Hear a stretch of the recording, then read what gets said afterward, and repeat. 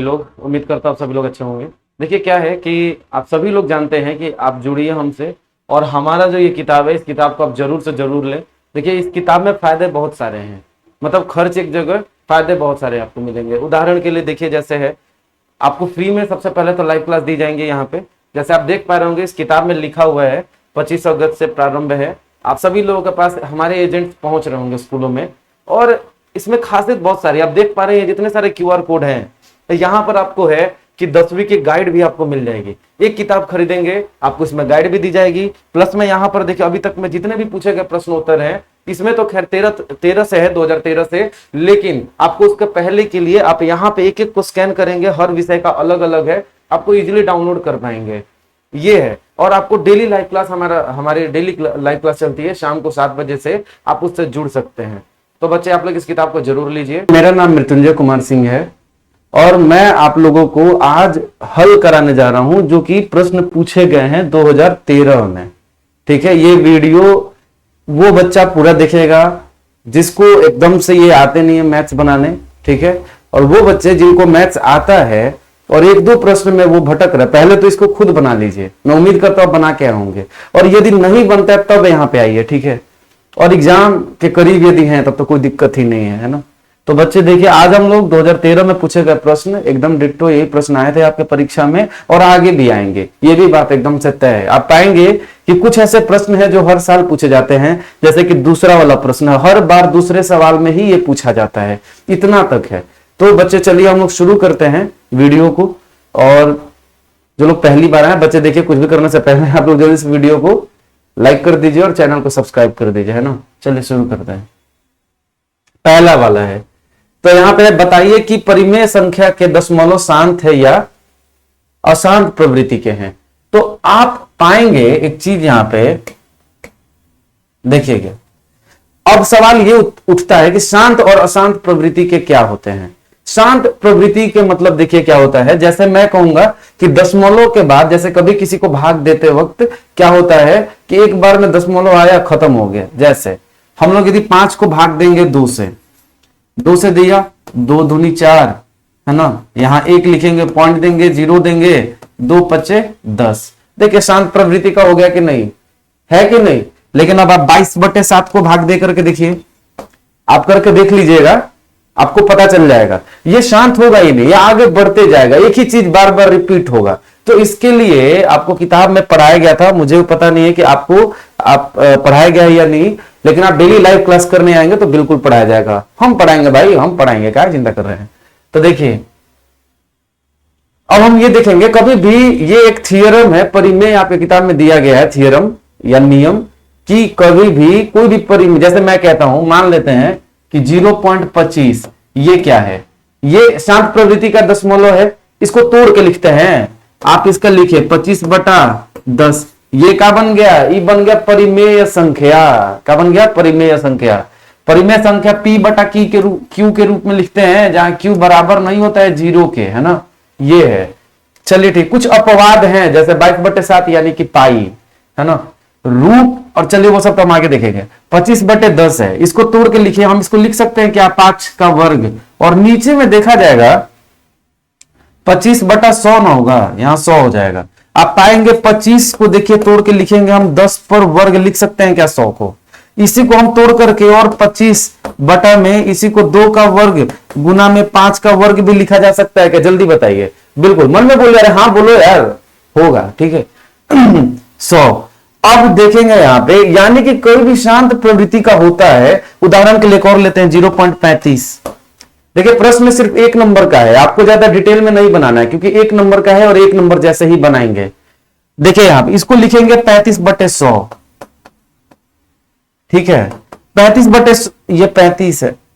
इसको लिख सकते हैं 35 और नीचे में लिख सकते हैं हमको बिल्कुल इसी तरह से 2 का वर्ग गुने में 5 का भी वर्ग लिखा जा सकता है कि नहीं। आप पाएंगे कभी भी शांत दशमलव होता है तो नीचे में 10 पर कुछ ना कुछ पावर आता है ना। 100 होगा, 1000 होगा, 10 पर पावर 3 होंगे, 4 होंगे, 5 होंगे, ऐसे तो ये आते हैं। इसका मतलब कभी भी शांत प्रवृत्ति का होगा तो नीचे में उसका 10 का पावर होगा। 10 का पावर होने का सीधा सा मतलब बच्चों ये है कि ये या तो 2 पे कोई पावर होगा यानी कोई पावर को m मान लेते हैं, या 5 पर कोई पावर n होगा, या तो कोई एक होगा या तो कोई दोनों होगा, है ना, इस तरीके से होगा। ये होता है मेन आपका जो है सूत्र होता है। चलिए, तो इसके लिए हमको क्या करेंगे कि अब हम चेक करेंगे कि ये है कि नहीं है। तोड़ के लिखिए ना, 17/8 है, बिल्कुल भैया हम लिख सकते हैं इसको 17/2 पर पावर 3 लिख सकते हैं कि नहीं? अरे बोलो ना भाई, लिख सकते हैं ना। अब यहां पे देखिए भाई, ठीक है ये नहीं है, मैंने क्या बोला, कोई एक भी होगा तो चलेगा। चलिए खैर कोई बात नहीं है तो हम अपनी मर्जी से यहां कर देंगे, क्या दिक्कत है, ले कर दिया। ये आ गया कि नहीं, 2 पर पावर m और 5 पर कुछ पावर के रूप में आया कि नहीं आया? क्या इसका हर बिल्कुल आ गया है। इसीलिए ये क्या प्रवृत्ति का होगा? शांत प्रवृत्ति का होगा। ये एक थियरम है आपके किताब में दिया हुआ डायरेक्ट, हालांकि आपको डिटेल में नहीं बनाना है, मेरा काम है समझाना, हमने समझा दिया। आगे देखिए, अगला प्रश्न है, का है, अरे का है, पढ़िए। किसी बहुपद px के लिए y बराबर px ग्राफ नीचे दिया गया। देखिए ग्राफ ऐसा दिया गया हुआ है, ग्राफ ये है, ऐसे है, ऐसे गया है, ऐसे गया है। क्या बोला है? y बराबर px। या सिंपल यहां ही पूछ रहा ना कि जो x का जो हल है ना वो कितना होगा? सिंपल है, जितनी बार प्रतिच्छेदित होगी x की रेखा उतना हल होगा। कितनी बार प्रतिच्छेदित हुई है ना, यहां से एक देखिए ये वाली रेखा से, इससे, अरे एक, ये हो गया 2, आई हो गया 3, कितना हो गया जी? 3 हो गया। चलिए यहां पे लिख दीजिए 3 बार, उत्तर हो गया 3। सिंपल है, एक लाइन में लिख देंगे। तीसरा सवाल बच्चा लोग देखिए, तीसरा सवाल है वो कि जांच कीजिए कि निम्न द्विघात समीकरण है या नहीं है। अरे द्विघात समीकरण किसको कहते हैं? द्विघात समीकरण उस समीकरण को कहते हैं जिसमें का जो अचर पद होता है, देखिए सॉरी, जो चर पद होता है, वेरिएबल होता है, उसका घात 2 होगा। उदाहरण के लिए अच्छा चेक कर लेंगे, इसको दिया है प्रश्न क्या है, x प्लस 1 का वर्ग बराबर दिया है 2 गुना में x माइनस 3, है ना। तो इसको हम क्या करेंगे, देखिए आप पाएंगे यहां पे, तोड़ के लिखिए x² प्लस 1 प्लस 2x लिख देंगे।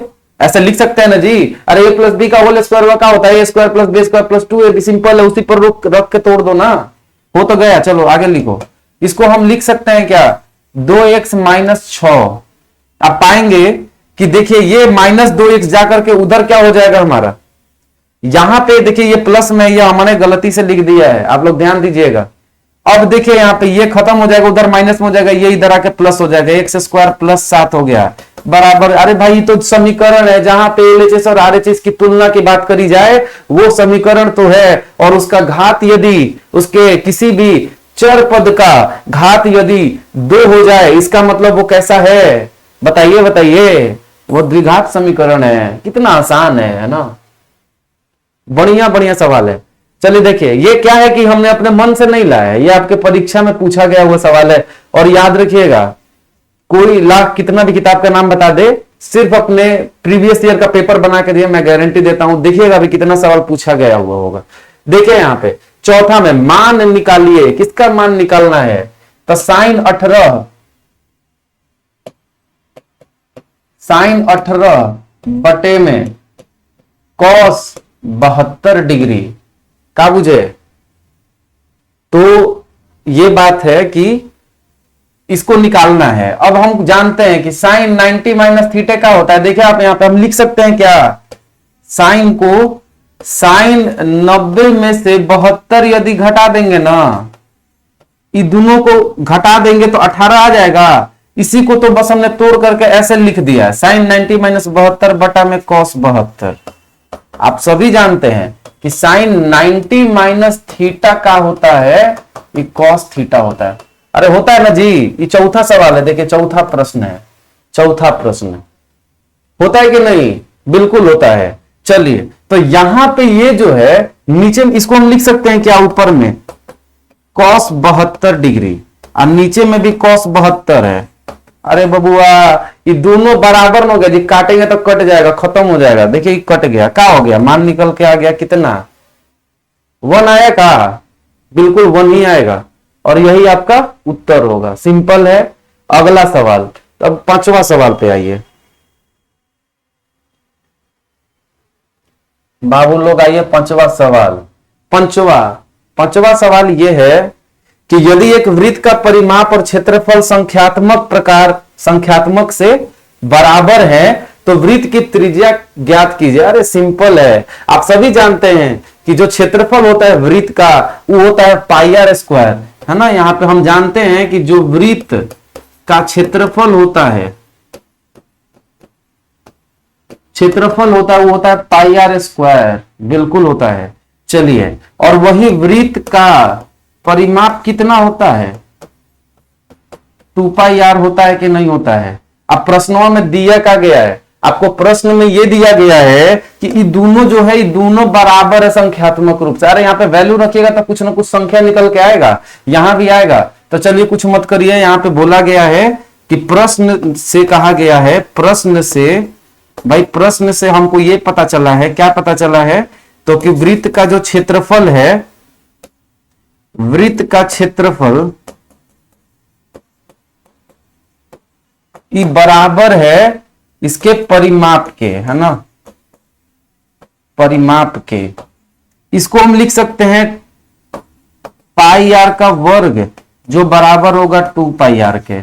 देखिए पाई गया, है ना, यहां से एगो आर गया, आर का मान कितना निकल के आ गया? 2 निकल गया ना जी, ये तो उत्तर होगा, है ना। सेंटीमीटर रहेगा सेंटीमीटर करेंगे, मीटर रहेगा मीटर करेंगे, सिंपल है, एकदम सिंपल है ना।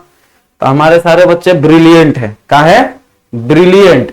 इसका हिंदी हमको भी नहीं पता है, ज्यादा डिक्शनरी में कर लो सर्च। देखो, कोष्ठों में दिए गए शब्दों में से शब्दों का प्रयोग करते हुए रिक्त स्थानों को भरिए। देखिए यहाँ पे गलती से लिख दिया रिक्त स्थानों को, यहाँ पे रिक्त स्थान होगा, क्या कि रिक्त स्थान तो एक ही दिया गया है। सभी वृत्त सर्वांगसम होते हैं कि समरूप होते हैं? तो सबसे पहले तो हमका यह समझने का जरूरत है कि क्या होता है इस समरूप और क्या होता है इस सर्वांगसम, यानी कि कंग्रुएंस का है और सिमिलरिटी का है। तो इसको समझने की जरूरत है। देखिए सर्वांगसम का मतलब है ना, दो चीजें सर्वांगसम तब कहलाएंगी जब वो पूरी तरीके से बराबर हैं। यदि मैं कहूंगा कि ये त्रिभुज इस त्रिभुज के सर्वांगसम है, मतलब ये इसके बराबर, ये इसके बराबर, ये इसके बराबर, तो ये बराबर वाला कॉन्सेप्ट हो जाता है, बुझ गए। तो ये बात हमेशा याद रखना है आप लोगों को कि सर्वांगसम का मतलब होता है पूरा बराबर होना चाहिए। लेकिन यहां पे क्या है, सभी वृत्त, अरे भाई सभी वृत्त में दूगो बड़ा और दूगो छोटा भी ना आएगा जी, एगो ई वृत्त है। और समरूप का मतलब क्या है? अरे जिसका दोनों का मुंह एक जैसा दिखेगा ना वो समरूप है, क्या बुझे? यानी कि जब किसी कोई दो चीजें एक जैसे दिखेंगी सेम टू सेम, भले बड़ी हो छोटी हो कोई फर्क नहीं पड़ता है, तो वो क्या है? समरूप है। आप सभी जानते हैं, वृत्त इतना बड़ा बनाओ इतना छोटा बनाओ, बतिया इज बराबर है ना, दोनों बराबर है, छोटा है देखिए। लेकिन आप पाएंगे कि ई भी गोल, सूरज भी गोल, चंदा भी गोल, हालांकि असल में है नहीं गोल ये, ठीक है ना। तो ये देखिए, यानी कि हमेशा समरूप होते हैं, न कि सर्वांगसम होते हैं। तो उत्तर का होगा समरूप होगा। तो ये था 7वां नंबर का जवाब, क्या है? समरूप होते हैं न कि सर्वांगसम होते हैं, क्या बुझे? 8वें पे आ जाइए जल्दी से। देखिए यहां पर लिखा गया है कि एक वृत्त की कितनी स्पर्श रेखाएं होती हैं या हो सकती हैं। आप सभी एगो बतिया जान जाइए कि देखिए यहां पे कितनी स्पर्श रेखा हो सकती है। स्पर्श रेखा होता क्या है भाई?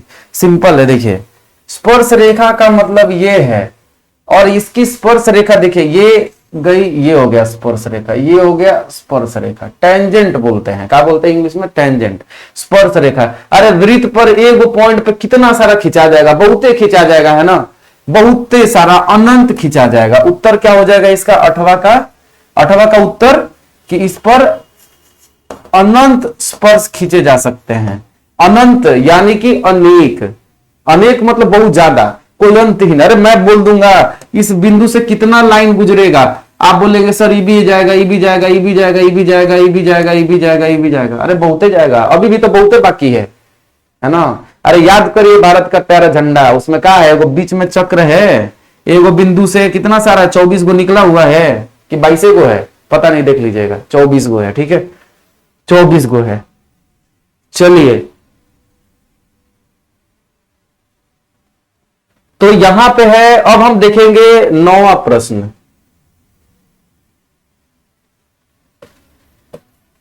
क्या है 9वां? एक चित्त प्राप्त करने की प्रायिकता ज्ञात कीजिए। अरे प्रायिकता निकालने का सूत्र क्या होता है? अरे ई के अनुकूल परिणामों की संख्या बटा में सभी संभव परिणामों की संख्या। अरे भाई एक बार आप सिक्का उछालेंगे, कितना कितना कितना बार उछाला गया सिक्का? पढ़िए सवाल में, एक बार उछाला गया है, यानी या तो हेड आवेगा या तो टेल। यानी कि हम इसको लिखेंगे ई के अनुकूल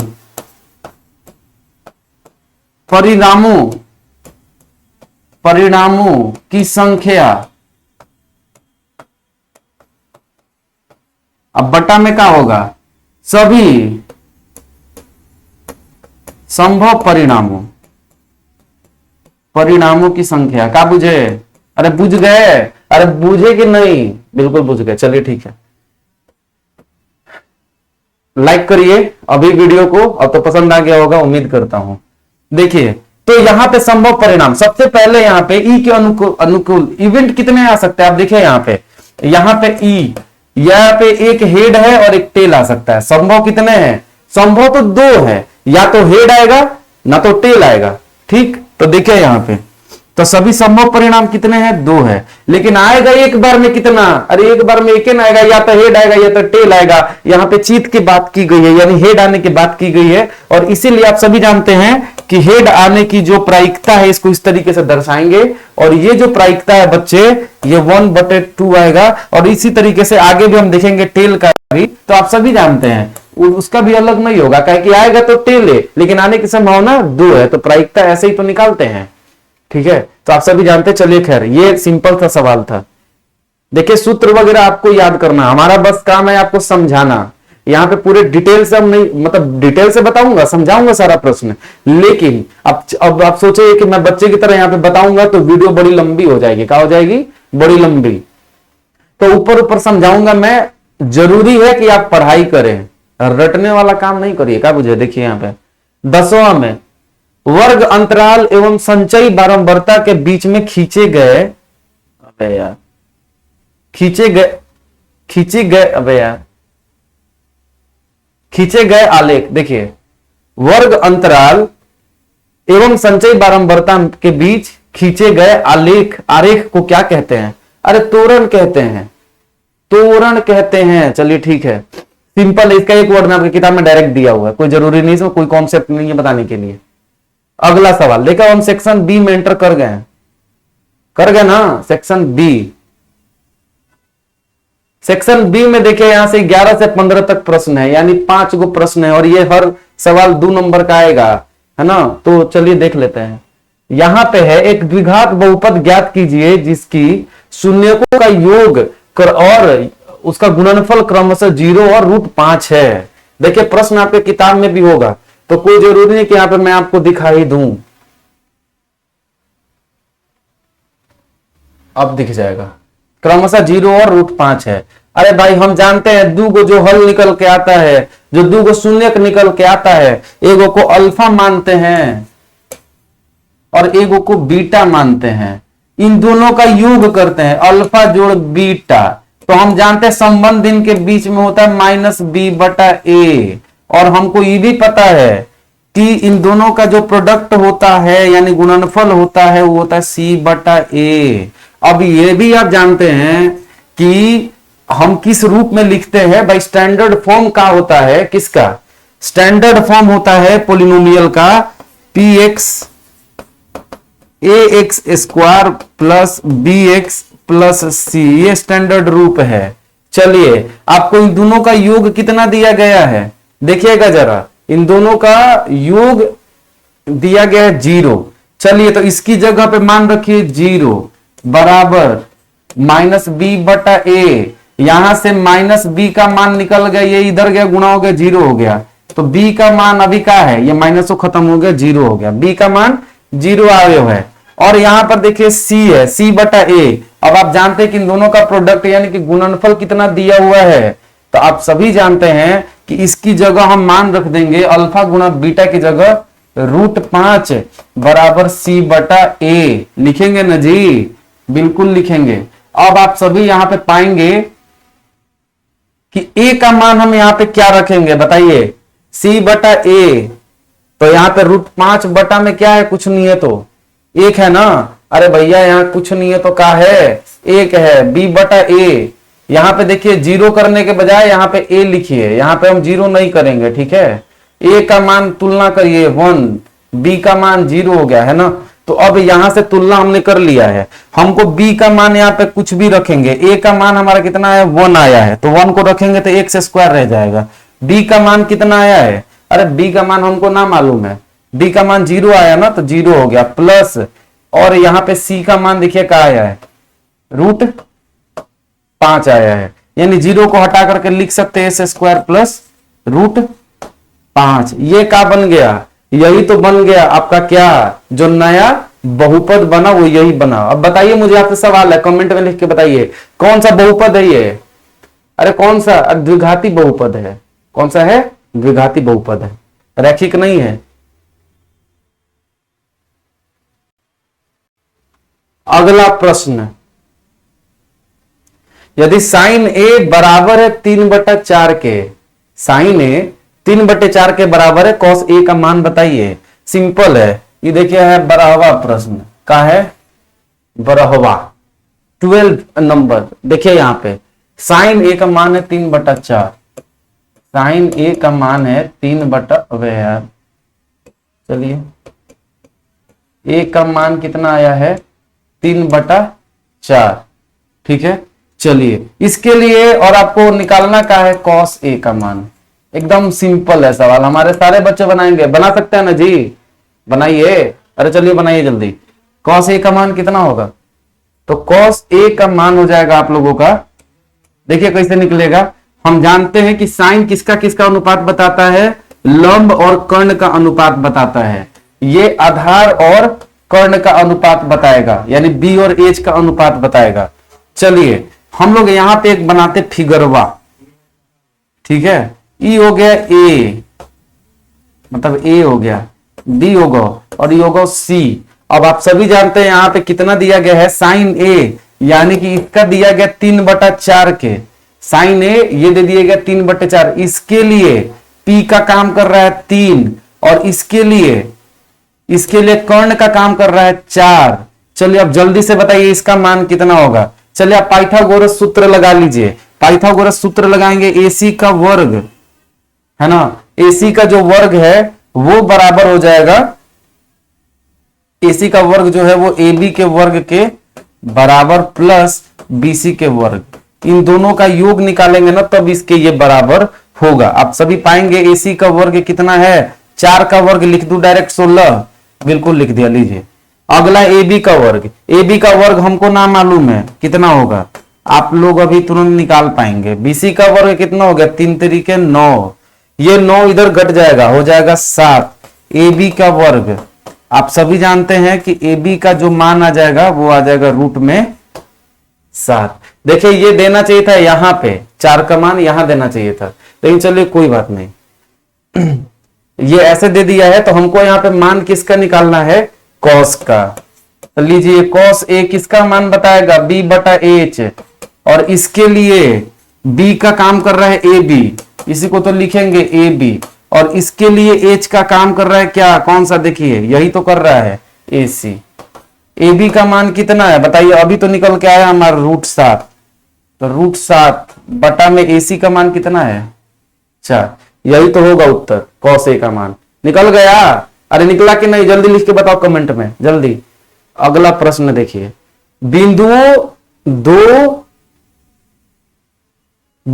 ए 2, 3 और बी 4, 1 दिया गया के बीच की दूरी ज्ञात कीजिए। देखिए आप सभी जानते हैं निर्देशांक ज्यामिति आप सभी लोगों ने पढ़ लिया, और मुझे बताने की कोई खास जरूरत है नहीं, ये हमारे सारे बच्चे निकाल सकते हैं। चलो कोई बात नहीं, फिर भी बना लेते हैं। देखिए मान लेते हैं कि कोई भी बिंदु होता है कहीं भी, वो यदि दिया रहता है निर्देशांक ज्यामिति, इसका बिंदु और ये बिंदु है, ये ए है और ये बी है, इसका नाम दिया गया, देखिए यहाँ पे क्या है 2, 3 दिया गया इसका निर्देशांक, और इसका निर्देशांक कितना दिया गया है, तो इसका निर्देशांक दिया गया 4, 1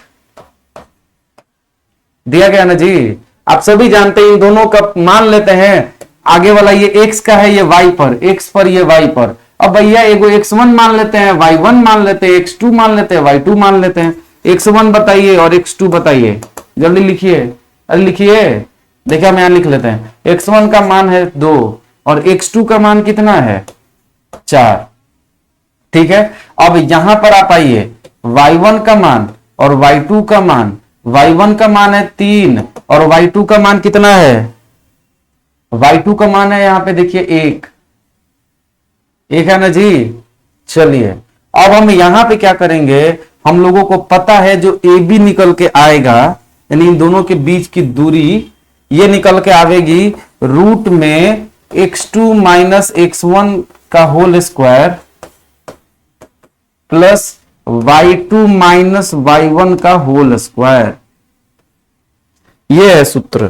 तो अब देखिए सिंपल है, x2 का मतलब है क्या, 4 में से 2 गया, 2 और 2 का वर्ग 4 प्लस y2 यानी कि 1 में से 3 गया, -2 और -2 का भी वर्ग कर देंगे, कितना हो जाएगा 4।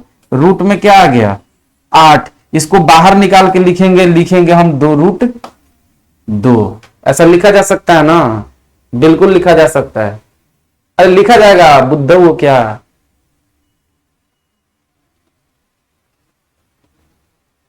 चलिए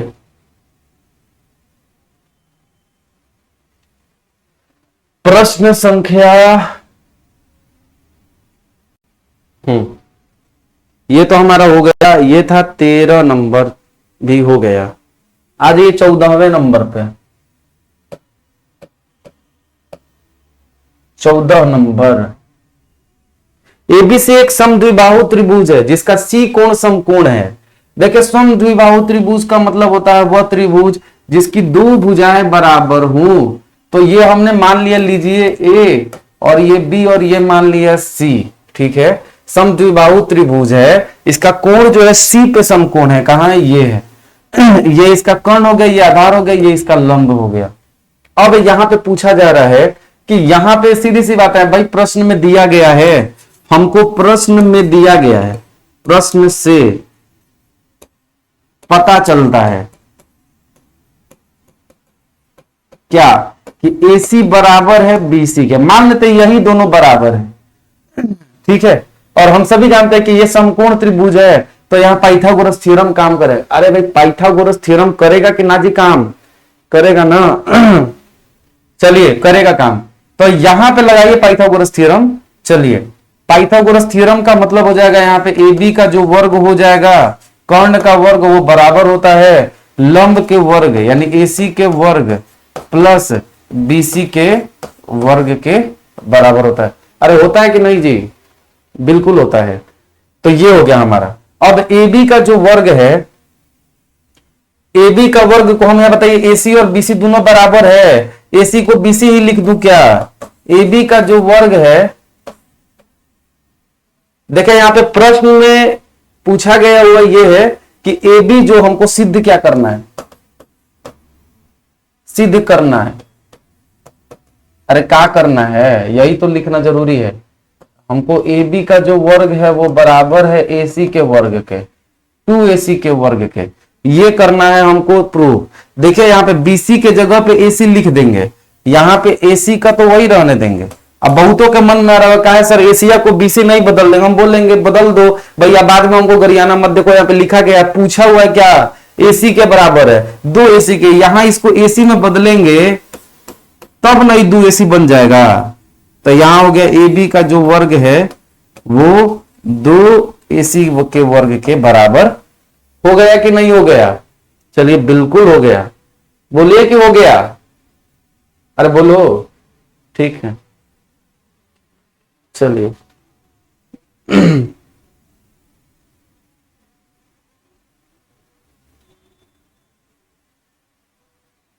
तो हम यहां पे आते हैं प्रश्न नंबर 15 नंबर पे।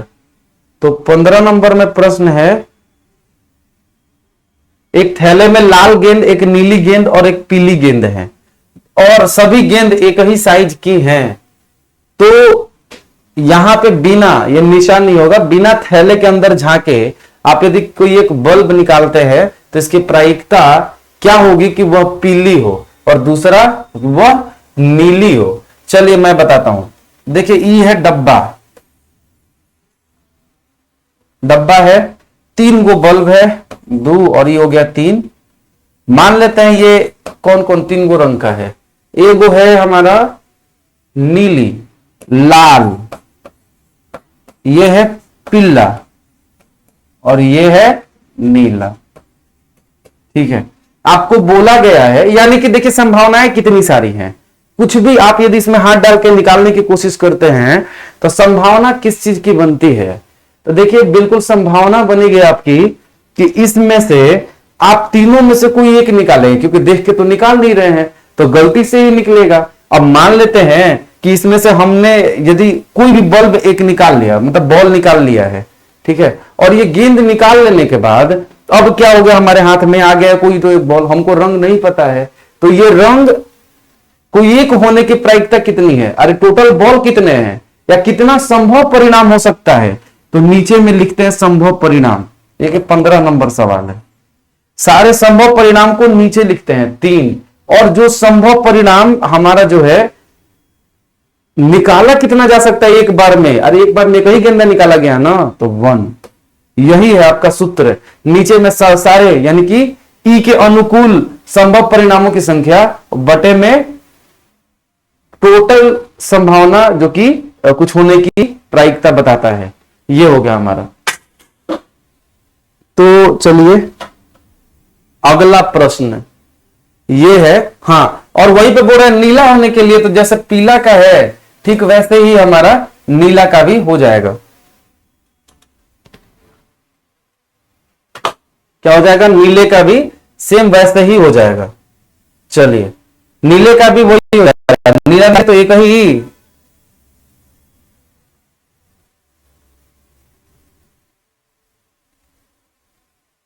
अरे एक बार में बॉल निकलेगा कितना, एक ही गोला निकलेगा जी, बिल्कुल निकलेगा। अच्छा, और टोटल निकल कितना सकता है, अरे भाई टोटल संभावनाएं कितनी है, कितना सारा हमारे पास ऑप्शन है निकालने के लिए।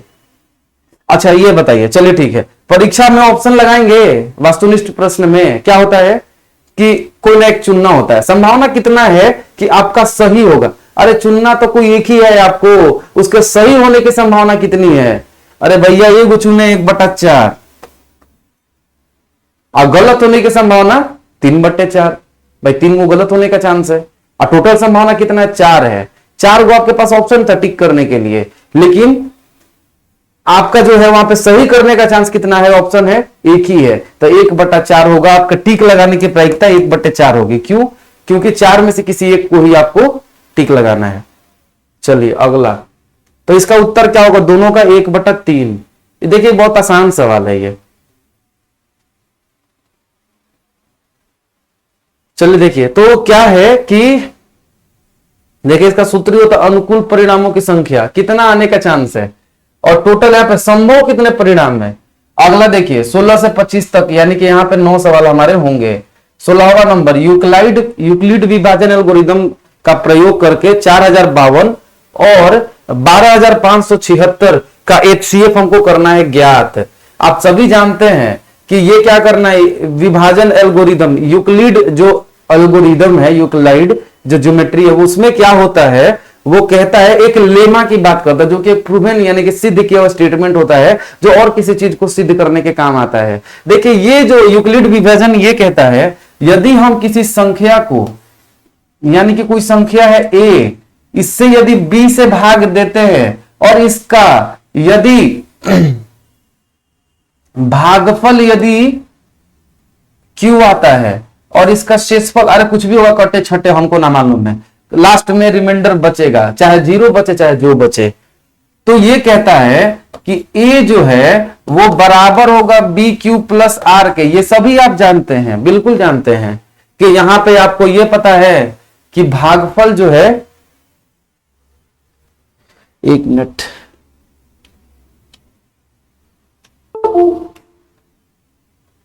आप सभी ये भली भांति जानते हैं कि भागफल यानी कि देखिए ये भाज्य है, ये भाज्य है, ये भागफल और ये शेषफल है और ये भाजक है। आप सभी जानते हैं कि भाज्य बराबर भाजक गुना में भागफल प्लस शेषफल होता है। होता है कि नहीं? अरे होता है कि नहीं? होता है, ठीक है, यही होता है। इसी पर यहां पे देखे ना, ये भी वही बात करता है। लेकिन तो और इसमें ये बोलता है ना कि ये जो बी आर आता है ना रिमाइंडर, ये इस बी से ये वाला तो छोटा ही रहेगा। सोच के देखे ना, दिमाग अपना लगाइए ना, यदि ये वाला इससे बड़ा रहता तो भाई इससे एक बार और कट जाएगा ना। बिल्कुल ये वही बात है, 2 रहता और नीचे 3 रहता तो 2 से एक और बार नहीं काट लेते हम लोग 3 को, तो बिल्कुल कट जाता। इसीलिए ये जो आर जो है ना, ये बी से छोटा यदि होगा, यदि बी से छोटा होगा तो सब जगह हम ये वाला सूत्र लगाते जाएंगे। तो यहां पे यही बोला जा रहा है। देखिए इसमें सब छोटा कौन सा है? 4052 है, तो यानी कि 12576 को यदि हम लिखेंगे 4052 के रेस्पेक्ट में क्योंकि देखिए यहां पे ये वाला हम लोग सूत्र लगा सकते हैं, क्योंकि डिवीजन एल्गोरिदम है, विभाजन एल्गोरिदम है। तो यहां पे हम लिख सकते हैं 4052 से। अब इसको हम लिख सकते हैं कि 4052 को लिखेंगे कि इसको देखिए, आप इसको कितने बार गुना करेंगे, इससे इसको भाग दीजिएगा। भाग दे करके देखिए 4052 को, देखिए समय लग जाएगा, आप अपना ये काम कर लें, ठीक है। इससे इसको भाग देंगे तो ये हमारा चला जाएगा 2 बार में, इस तरीके से। तो कहने का मतलब है कि 4052 गुना 1 मिनट 4012, ठीक है। तो ये आपका जाएगा कितने बार में? 3 बार में जाएगा, 3 बार में जाएगा। और इसके बाद भी जोड़ में बच जाएगा आपको 420। अब देखिए फिर से ये वाला आया, इससे छोटा आया कि नहीं आया? 420 बिल्कुल आ गया। अब लिखेंगे 4052 को, क्या लिखेंगे? 420 गुना में क्या लिखेंगे बताइए जल्दी। अब इससे इसको भाग देंगे और क्या, तो 9 आएगा भागफल, और शेषफल याद रहे इससे छोटा ही होना चाहिए, जो कि 272 होगा। होगा, बिल्कुल होगा। अभी भी देखिए 272, अभी भी 272 जो है वो छोटा है 420 से, और ये 0 होना जरूरी है। 0 होगा तभी HCF निकलेगा, है ना। अब यहां पे देखिए कि 4000, हाँ अब हमारा यहां पे लिखेंगे, किसको भाग देंगे बताइए? 420 को लिखेंगे 272 गुणे 1, और इसमें जोड़ेंगे 48। आप इससे भाग दीजिएगा, सिंपल है। देखिए 272 से इसको 420 को ये करिए, 1 बार में जाएगा 272, और इस तरीके से सॉल्व करेंगे, आपका यही सारा आएगा जैसा यहां पे लिखा जा रहा है। याद रहे, इस पर बस मान रखते चलना है आगे, आप सभी इससे भलीभांति परिचित हैं। और उसके बाद यहां पे देखिए अभी भी हम देख पाएंगे कि हमारा जो है 48 जो है 272 से, यहां पर देखिए क्या होगा, 272 गुने 1 तो प्लस 148 ना होगा जी, यहां तो 148 होगा। और यहां पे 272 अब यहां पे 272 अभी भी इससे बड़ा है 148 से, तो हम यहां पे 272 को लिखेंगे। कैसे लिखेंगे? तो यहां पर लिख देंगे हम, देखिए 148 गुने 1 प्लस में क्या जोड़ना पड़ेगा? 148, इसमें हम 124 जोड़ेंगे।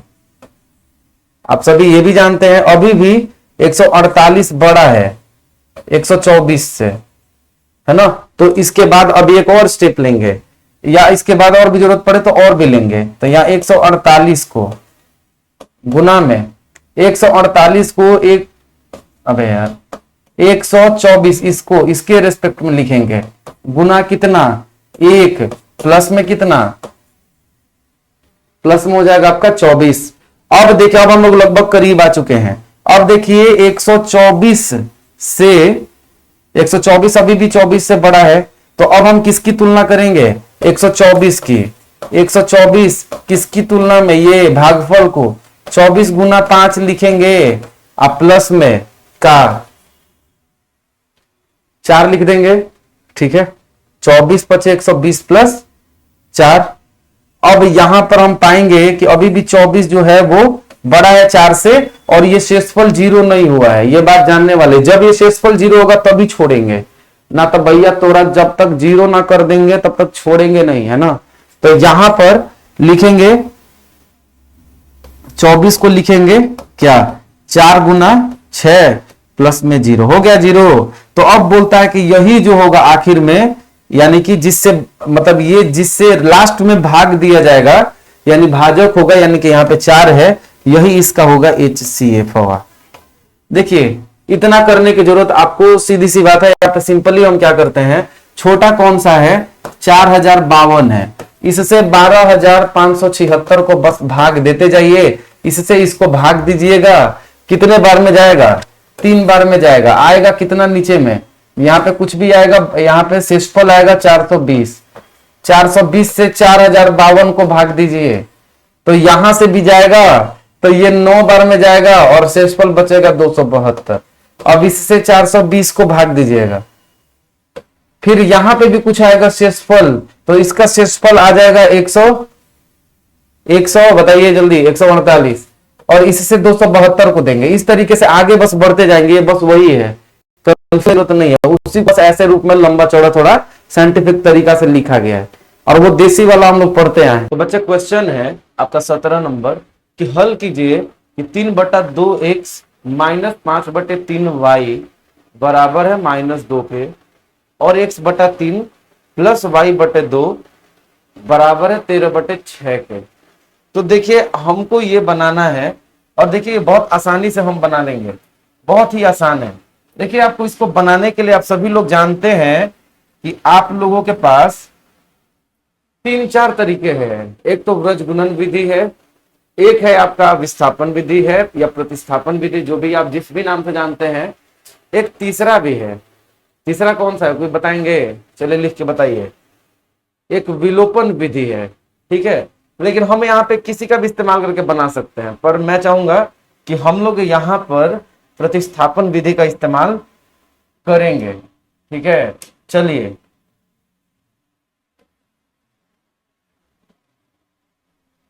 चलो आप सुधर गए।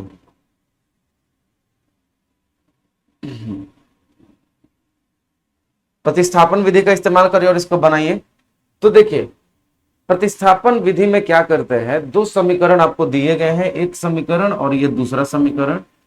आपको क्या करना है, यहाँ पे एक समीकरण और दूसरे समीकरण, एक समीकरण से या तो x या तो y का वैल्यू निकाल लीजिए और उसको उठा करके अगले वाले में रख दीजिए। जैसे मैं उदाहरण के लिए बता रहा हूं, यहाँ पे y का मान मैं निकालूंगा और इसको y का मान उठा के यहाँ पे y की जगह रख दूंगा, और उसके बाद सब x में बदल जाएगा। और आपको पता है कि ये एक वेरिएबल में एक चर वाला बन जाएगा, ये समीकरण आसानी से हम बना पाएंगे। तो हम लोग यहाँ पे वही करेंगे। चलिए देखिए बहुत आसान है। देखिए बच्चे मेरा काम बस है आपको समझाना, मैं एक एक कैलकुलेशन नहीं करूंगा, जब सारा मैं ही कर दूंगा तो आप किस लिए बने हैं ना, पढ़ाई करिए।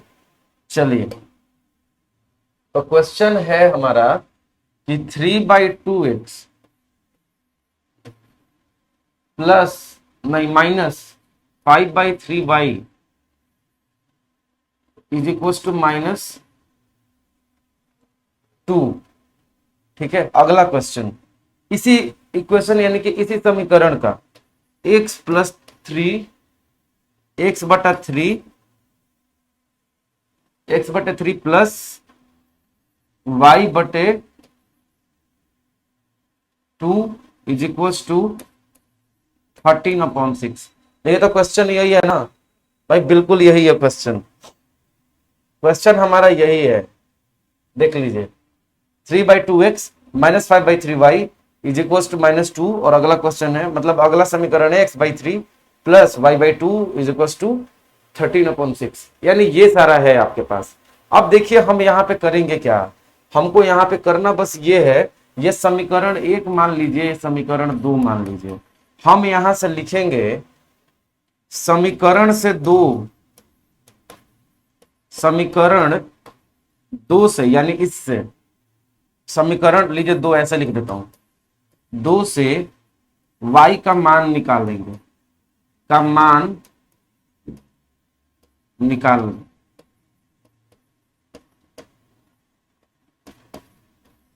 ठीक। चलिए y का मान निकाले यहां से। देखिए x/3 प्लस y/2 13/6 के बराबर है। अरे है ना जी, अरे देखिए ना यहाँ पे सब है। अब क्या करेंगे, आप भी जानते हैं कि ये x वाला उधर जाएगा, तो y/2 13/6 इसको मैं उधर ले जाऊंगा, तो ये ऐसे लिख सकता हूं क्या, बताइए। आपके सामने है सब, देखिए और बताइए कि क्या ऐसा लिखा जा सकता है कि नहीं। बिल्कुल लिखा जा सकता है। देखिए बस ये इधर प्लस में उधर जाकर माइनस में हो गया। y का वैल्यू निकालेंगे 13/6 -x/3 इंटू 2। अरे भाई ये भाग में उधर गुणा में हो गया, सिंपल। अब इसको हमने मान लिया, देखिए ये भी एक तरह का समीकरण है, समीकरण 3। हमने कहा अब y का मान समीकरण 1 में रखने पर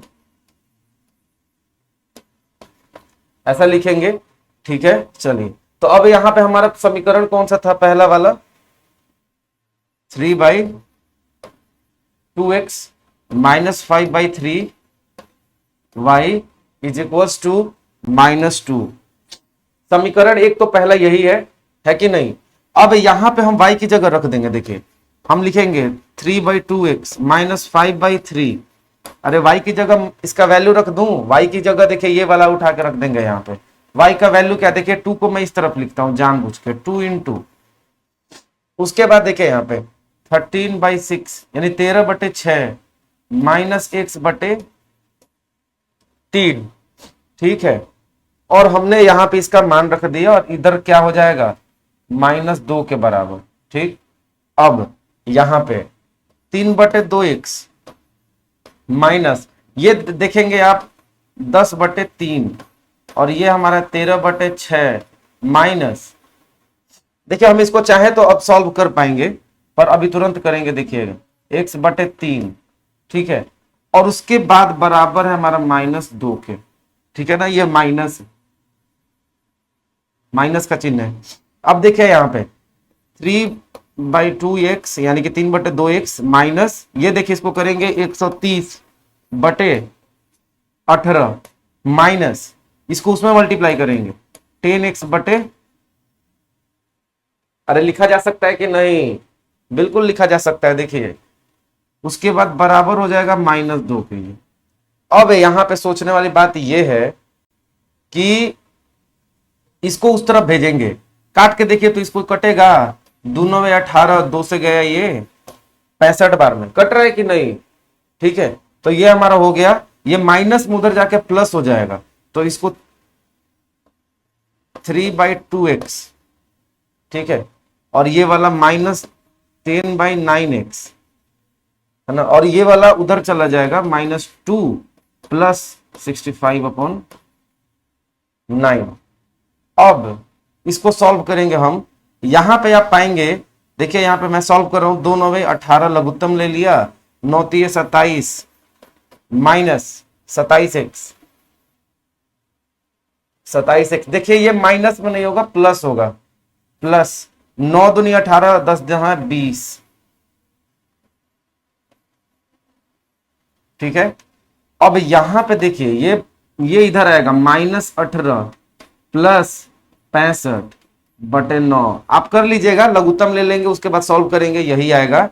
यहां पर पाएंगे आप 47 आ जाएगा बटे 9, यहां पे हमारा आ जाएगा या 9, यहां पे देखिए 47x यानी 47x बटे 18, इससे ये गया 2 बार में और इससे ये गया 1 बार में, ये उधर चला जाएगा, यानी x का वैल्यू कितना आ गया, यानी मान कितना आ गया 2। अब लिखेंगे x का मान, x का मान समीकरण 3 पर रखने पर देखिए क्या निकलेगा हमारा, देखिए यहां पे है 13/6, ठीक है। उसको इसको क्या लिखेंगे हम लोग, बस उसके नीचे बस इसी को बनाना है, यहीं पे बना देता हूं। देखिए यहां पे क्या है, y का मान,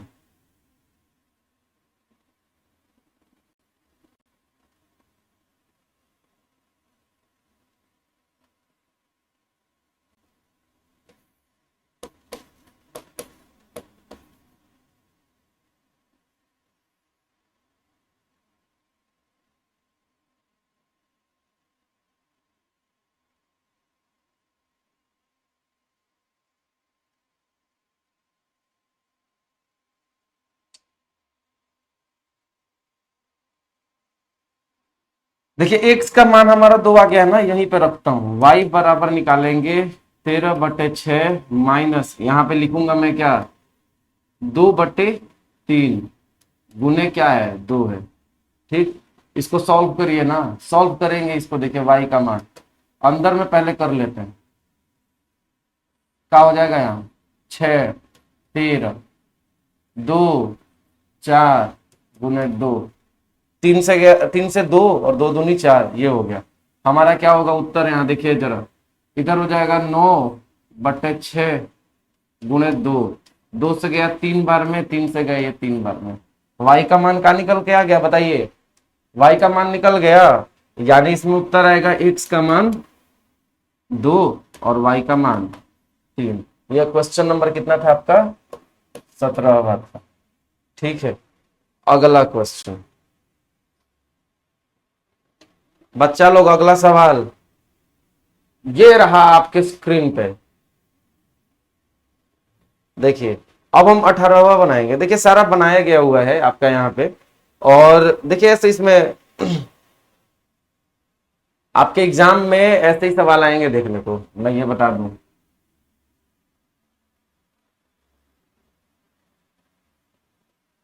अब देखिए, अब हम क्वेश्चन नंबर 18 पढ़ेंगे। क्वेश्चन नंबर 18,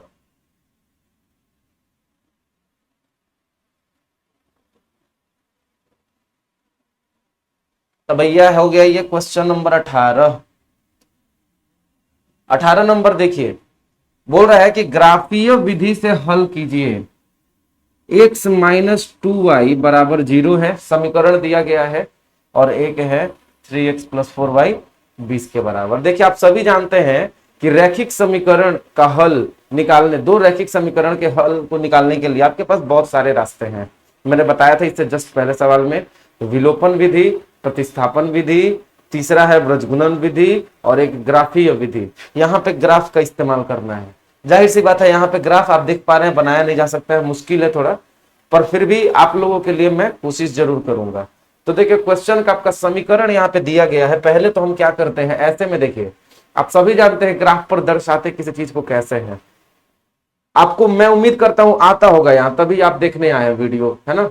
चलिए देखो, तो यहाँ पे आपका समीकरण पहला वाला दिया गया है।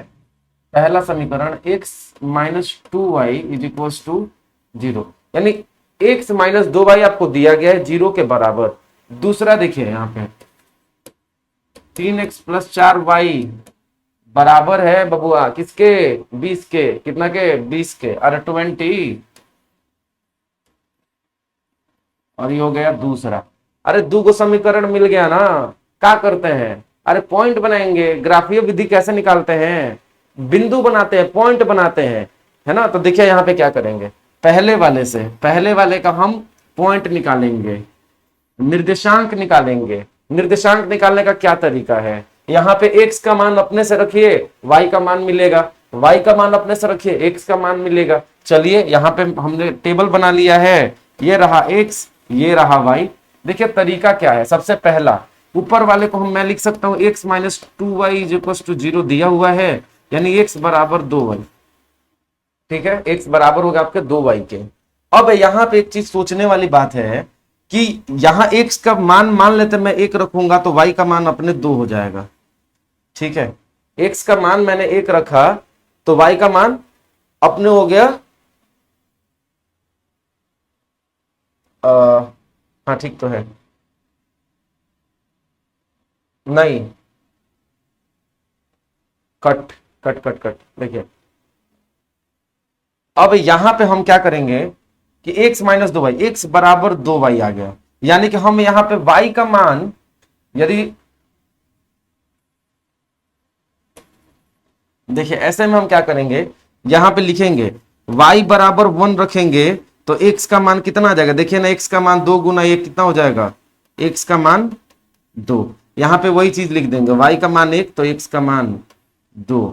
सीधा पता चल रहा है x का ये 2 गुना है ना, x y का 2 गुना है। y यदि 2 रखेंगे, यानी चलिए 0 रखे ना y, तो x का भी 0 हो जाएगा। एक और भी है, तीसरा भी बना सकते हैं, चाहे तो बहुत सारे बना सकते हैं, ऐसा नहीं है। जब ये 3 रखेंगे तो x का मान 6, जब हालांकि लाइन से लिखना चाहिए, ये 2 लिखेंगे तो ये 4 होगा। देखिए हम इतना बनाने वाले नहीं है। आपके पास कोई भी 2 बिंदु उठाना है, कहे कि कभी भी एक रेखा बनाने के लिए 2 ही बिंदु काफी है और हमको ग्राफ पे एक ही रेखा बनानी है, तो हम कोई भी उठा के बना लेंगे, कोई ऐसी बात नहीं होगी कि गड़बड़ हो जाए। नेक्स्ट वाला मैं लिख सकता हूं क्या, 3x + 4y = 20। ठीक है, अब यहां पे हम क्या करेंगे, यहां पर भी हम मान निकाल लेंगे किसका, x का मान रखने पे y का मान कितना होगा, तो ये हम निकालेंगे। कैसे निकालेंगे, तो देखिए यहां पे मान लेते हैं कि ये हमारा जाता है यदि उस तरफ में, देखिए y निकालेंगे, ये वाला उधर जाएगा। ठीक है, तो ये 4y वही रहेगा, ये इधर आएगा। लिख सकते हैं कि नहीं, इधर जोड़ में था उधर घटाव में हो गया, सिंपल। आगे देखिए यहां पे अब सोचने वाली बात यह है कि 20 - 3x हो गया। अब ये y का मान 20 - 3x/4 बिंदु निकालिए ऐसे ही।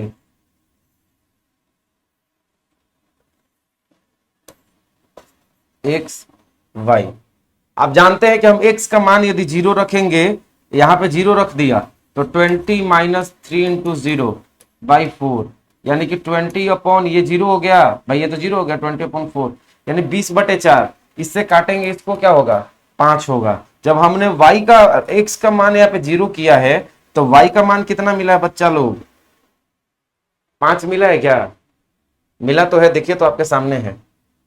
ठीक है, एक अगला है, यदि आप x का मान 4 रखते हैं, जैसे x का मान इस पर मानते हैं, x का मान 4 रखने पर ऐसा लिखेंगे परीक्षा में, लंबा बनाएंगे, ज्यादा नंबर का आएगा, तो यहां पे लिखेंगे 20 में से घटाएंगे 3 × 4/4, सॉल्व कीजिए इसको डायरेक्ट। 20 में 3 चौक को 12 घटाएंगे, कितना हो जाएगा बताइए, 20 में 8 घटा देंगे आ जाएगा 12, सॉरी 12 घटाएंगे आ जाएगा 8, और 8 को इससे काट देंगे 2 आ जाएगा। ठीक है, यानी हमने x की जगह 4 रखा तो यहाँ पे क्या आ गया, 2 आ गया। देखिए बच्चे 2 बिंदु काफी है किसी भी ग्राफ को बनाने के लिए। अब ग्राफ बनाने का देखिए तरीका तो ये है, देखिए छोटू सा बना देता हूं मैं ग्राफ। आप चाहे तो माइनस में भी ले सकते हैं, 0 यहां x अक्ष हो गया, इधर x डैश यानी माइनस, y हो गया इधर y डैश यानी y माइनस में रहेगा।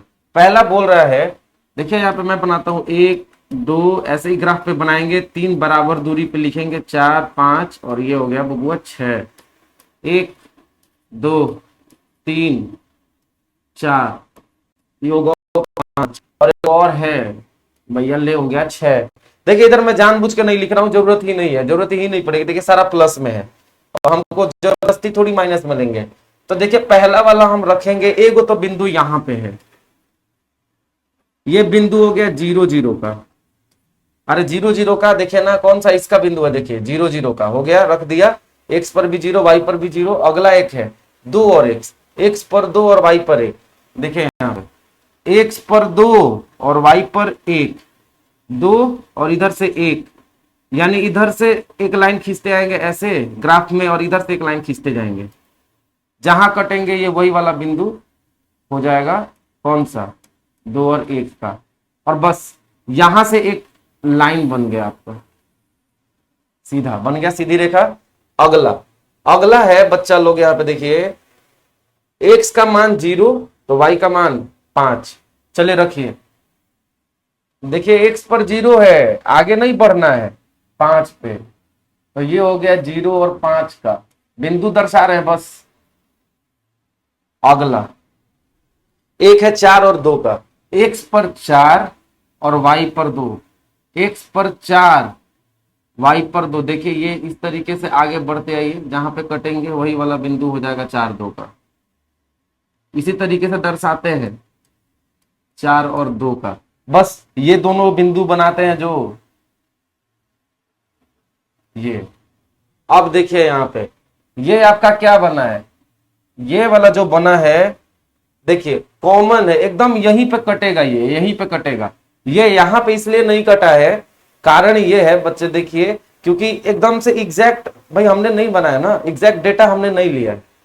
एग्जैक्ट डेटा लेने का हम लेते ही होती, जैसे देखिए एकदम सीधा सीधा रेखा हमने नहीं बनाया, इसलिए थोड़ा सा इधर उधर हो गया। हालांकि ये कटेगा यहीं पे, यानी कि उत्तर इसका क्या हो जाएगा, उत्तर 4-2 हो जाएगा। आगे वाला क्या होता है, 4-2 हो जाएगा उत्तर, ये वाला बिंदु। आगे वाला x होता है, पीछे वाला y होता है, यानी यहां से x का मान क्या निकल के आ गया, 4, y का मान 2। अरे x और y का मान क्या होता है, जो इसमें और इसमें दोनों में कॉमन हो बिंदु, जो दोनों में हो। देखिए ना 4/2 यहाँ भी है, यहाँ भी है, यही तो उत्तर हो जाएगा, x का मान 4 और y का मान 2। ठीक है, चलिए अगला सवाल।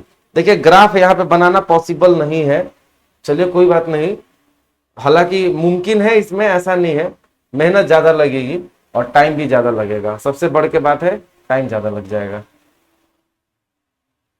ये कौन सा था भाई, ये तो 18 नंबर था क्या।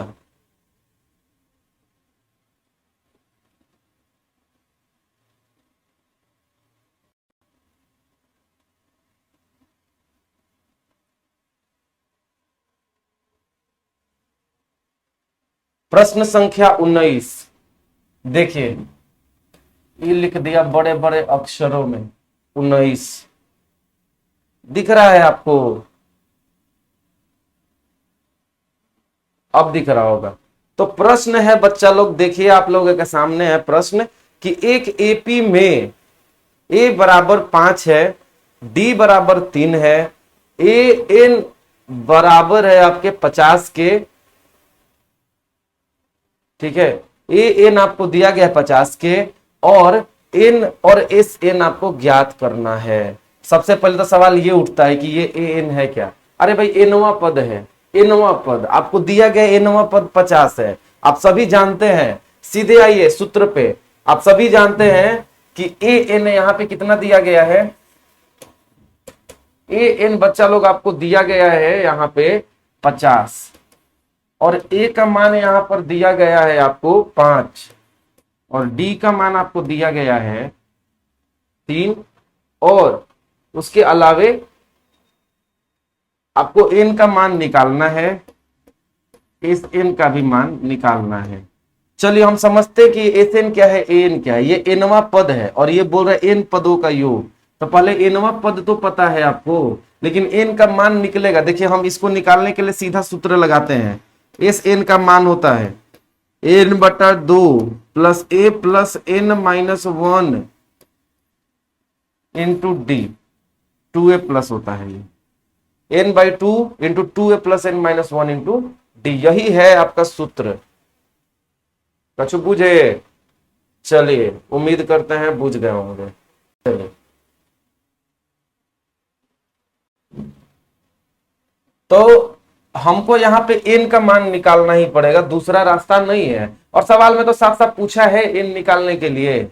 हम ये भी जानते हैं कि ए एन का सूत्र होता है A plus N minus 1 into D, यानी ए जोड़ एन माइनस 1 गुणे डी। ठीक है, ए क्या है, पहला पद है, कोई भी एपी जो है समानांतर श्रेणी में है, ए उसका पहला पद है, डी सार्व अंतर है। सार्व अंतर देखिए यहां पे आपको सारा दिया गया है, ए का मान 5 दे दिया गया है, ए एन का मान आपको 50 दे दिया गया है, ए एन का मान आपको 50 दे दिया गया है, ए का मान आपको 5 दे दिया गया है, जोड़ एन आपको नहीं दिया गया है, और डी का मान आपको दे दिया गया है 3। देखिए ये इधर आकर घट जाएगा, हो जाएगा 45, और ये हो गया हमारा एन माइनस 1 इंटू 3, 3 से ये गया 15 बार में, एन का मान हो गया हमारा कितना बताइए, एन का मान 16। यानी कि कोई एक यहां पे सवाल में एक ऐसे समानांतर श्रेणी की बात की जा रही है जिसमें टोटल एपी यानी कि मतलब टोटल संख्या कितनी है, 16, टोटल 16 संख्याएं हैं। अब बोल दिया गया कि इन 16 संख्याओं का योग कितना है। उदाहरण के लिए आप समझिए बात को, मैंने बोला देखिए 2 है, 4 है, 6 है, 8 है और ये 10 है। आप बताइए कि क्या ये एपी में है कि नहीं है, कमेंट में बताइए। चलिए मैं बता देता हूं, आप देखिए यहाँ पे 2-2 का अंतर सबके बीच में है, यही तो दो सार्वअंतर है ना, दो दो सब सार्वअंतर है, और यही तो ए है। और एन का मान क्या हो गया, 1 2 3 4 5, एन का मान 5 हो गया, यानी टोटल 5 संख्याएं हैं। और एन का मान कितना हो गया, यानी एनवा पद कितना है, तो हमने बोल दिया, मान लेते हैं एनवा पद 10 है, ये 50 दिया गया है इस बार, ए का मान कुछ और दिया गया है, डी का मान कुछ और दिया गया है, ठीक है। तो इसी तरीके से है। अब एन का मान इतना निकल गया, आपको अब एस एन निकालना है। एस एन क्या होता है, सूत्र बताइए, एन/2 2a प्लस n-1 × d। देखिए एक तो ये सूत्र होता है, अभी एक और सूत्र होता है, देखिए एस एन बराबर होता है n/2 × a plus A N. आप सभी जानते हैं कि यहां पे ए एन जो है वो 50 है, और ए का मान आपको यहां पर दिया गया हुआ है, और ए का मान है यहां पे 5, और एन का मान यहां पे बच्चों हम लोगों ने निकाला है कितना, 16 बटा में ये है 2, 2 से गया ये 8 बार में, ये हो गया हमारा 8 × 55। इसको गुना करिएगा, आपका उत्तर निकल जाएगा, ठीक है। आप इसको गुना कर देंगे तो आपका उत्तर यहाँ पे निकल जाएगा। और उत्तर कितना आ जाएगा, देखिए 50×8 = 405 × 8 = 40, कितना हो जाएगा, तो ये हो जाएगा आपका उत्तर। देखिए यहां भी आप चाहें तो थोड़ा सा लॉन्ग मेथड होगा, देखिए ये भी सूत्र है, अब ये सूत्र है 16/2, 2a का मान है 5, 5 दूनी 10, जोड़ n-1, 16 संख्याएं हैं टोटल, तो 16 में से एक घट जाएगा 15, और डी का मान कितना है, देखिए और बताइए, डी का मान है 3, यहां पे देखिए ये गया 8 बार में, ये हो गया 15 × 45 और 10 55, 8 × 55 बतियाईस, अरे बतियाईस बराबर है ना। चलिए आ जाइए नेक्स्ट क्वेश्चन। तो अगला प्रश्न ये रहा आपके स्क्रीनवा पे, देखिए 20वां है सवाल कि सिद्ध कीजिए कि सेक ए प्लस टेन ए गुणे, देखिए 20वां प्रश्न ये कह रहा है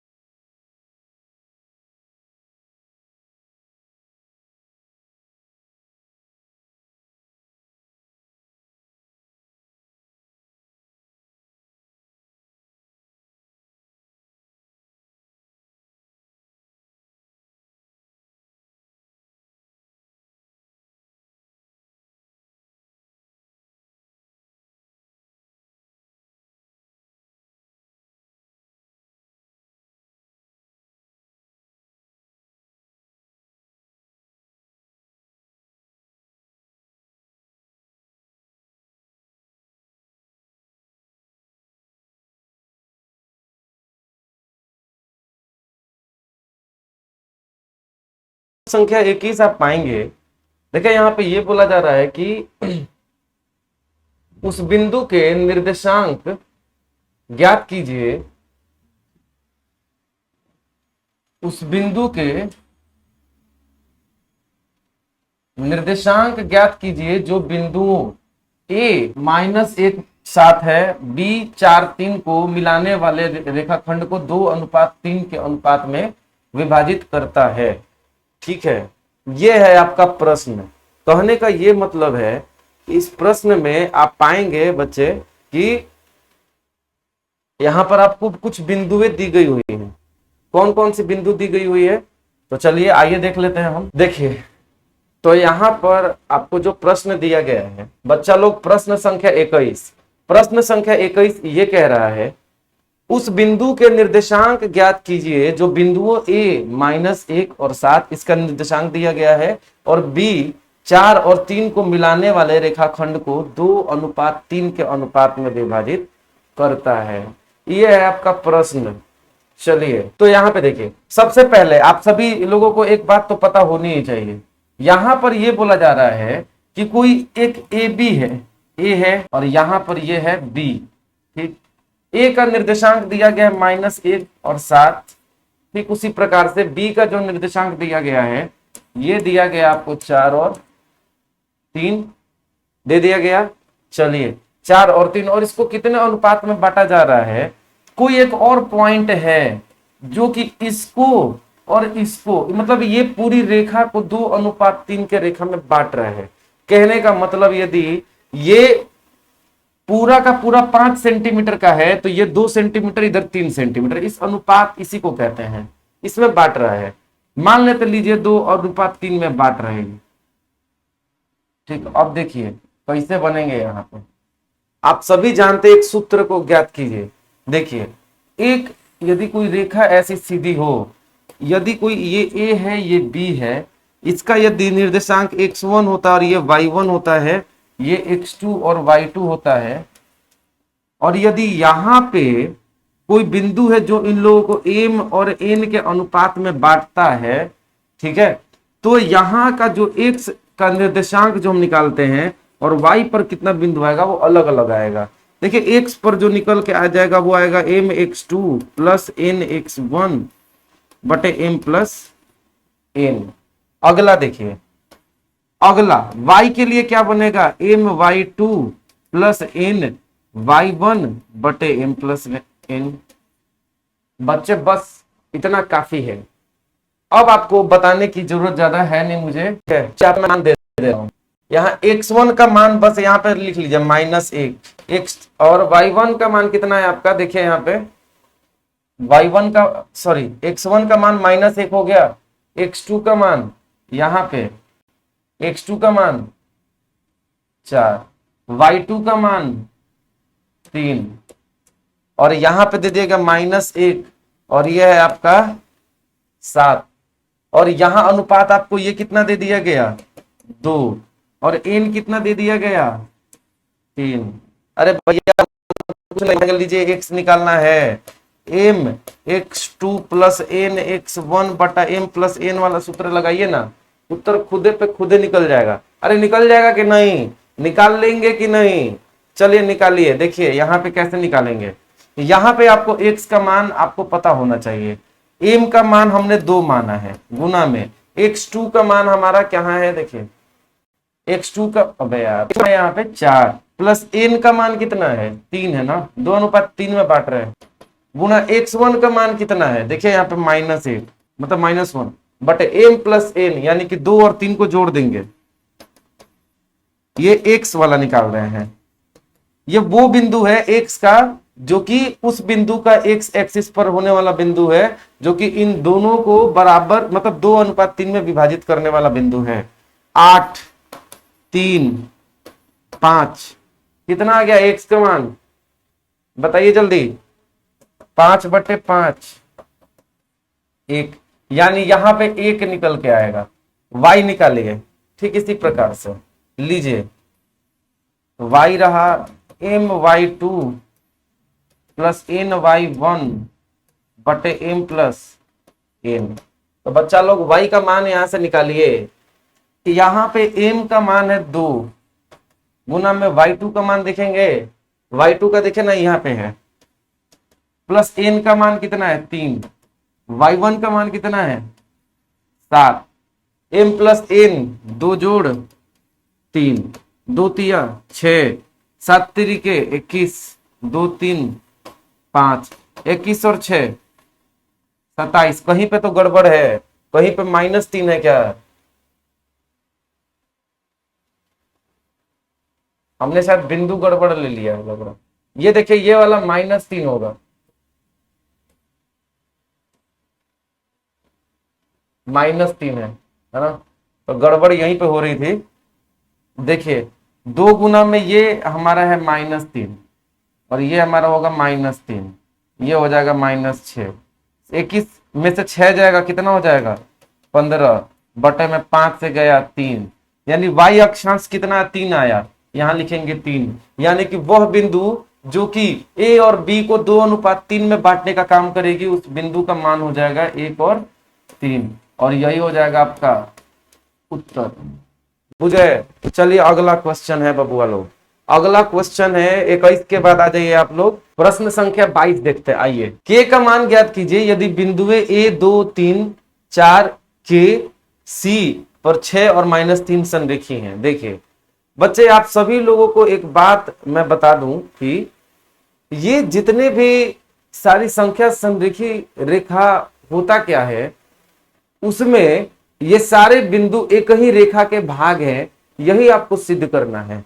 उदाहरण के लिए देखिए, अरे भैया मैं कहता हूं कि संरेखी का मतलब होता क्या है, ठीक है। चलिए अब सवाल ये है कि संरेखी होता क्या है, तो चलिए अब ठीक है, के का मान ज्ञात कीजिए कि ये जो बगल में आपको दिख रहा है कि वो संरेखी रेखा हो, ठीक है। तो अब देखिए यहाँ पे, देखिए संरेखी का मतलब होता है वह रेखा, यानी कि वैसे बिंदु जो सभी के सभी एक रेखा के भाग होंगे, उसको संरेखी कहते हैं। आप सभी जानते हैं, आप सभी लोगों ने निर्देशांक ज्यामिति में एक सूत्र पढ़ा होगा, सूत्र का तो छोड़िए, आपने क्षेत्रफल निकालना सीखा होगा, किसका? त्रिभुज का। देखिए त्रिभुज में 3 बिंदु हैं, मानता हूं कि 3 भुजाएं हैं, 3 भुजा के साथ साथ 3 बिंदु से 3 बिंदु पे देखिए 1 2 और ये है 3, ये तीनों अलग अलग बिंदु यदि हो जाए अलग अलग जगह पे, भले ये दोनों एक पर हो, एक बिंदु ऊपर रहेगा तो ये त्रिभुज बनता है। मैं ऐसा कह सकता हूं कि नहीं? कहने का मतलब है 3 बिंदु से त्रिभुज बना है, 2 बिंदु एक लाइन पे हो और एक तीसरा अलग हो तो वो त्रिभुज बन जाएगा। लेकिन मैं यदि ये कह दूं कि यदि यही वाला बिंदु यहीं पर आ जाए तो 1 बिंदु 2 बिंदु और 3 बिंदु, ये तीनों की तीनों एक ही रेखा पर आ गए, यानी कि ये AB पर आ गए हैं, इसका मतलब ये तीनों संरेखी हैं। संरेखी होने तो मैं ये नहीं कह सकता क्या कि हम इसके क्षेत्रफल वाले सूत्र पर मान रख देंगे और यदि उस वहां पे क्षेत्रफल 0 हो जाएगा, इसका मतलब कि ये वाला रेखा, ये संरेखी की बात हो रही है, त्रिभुज की बात नहीं हो रही है। ऐसा तो हम कर सकते हैं, तो बिल्कुल ऐसा ही करेंगे। अभी देखिए तो करते हैं शुरू।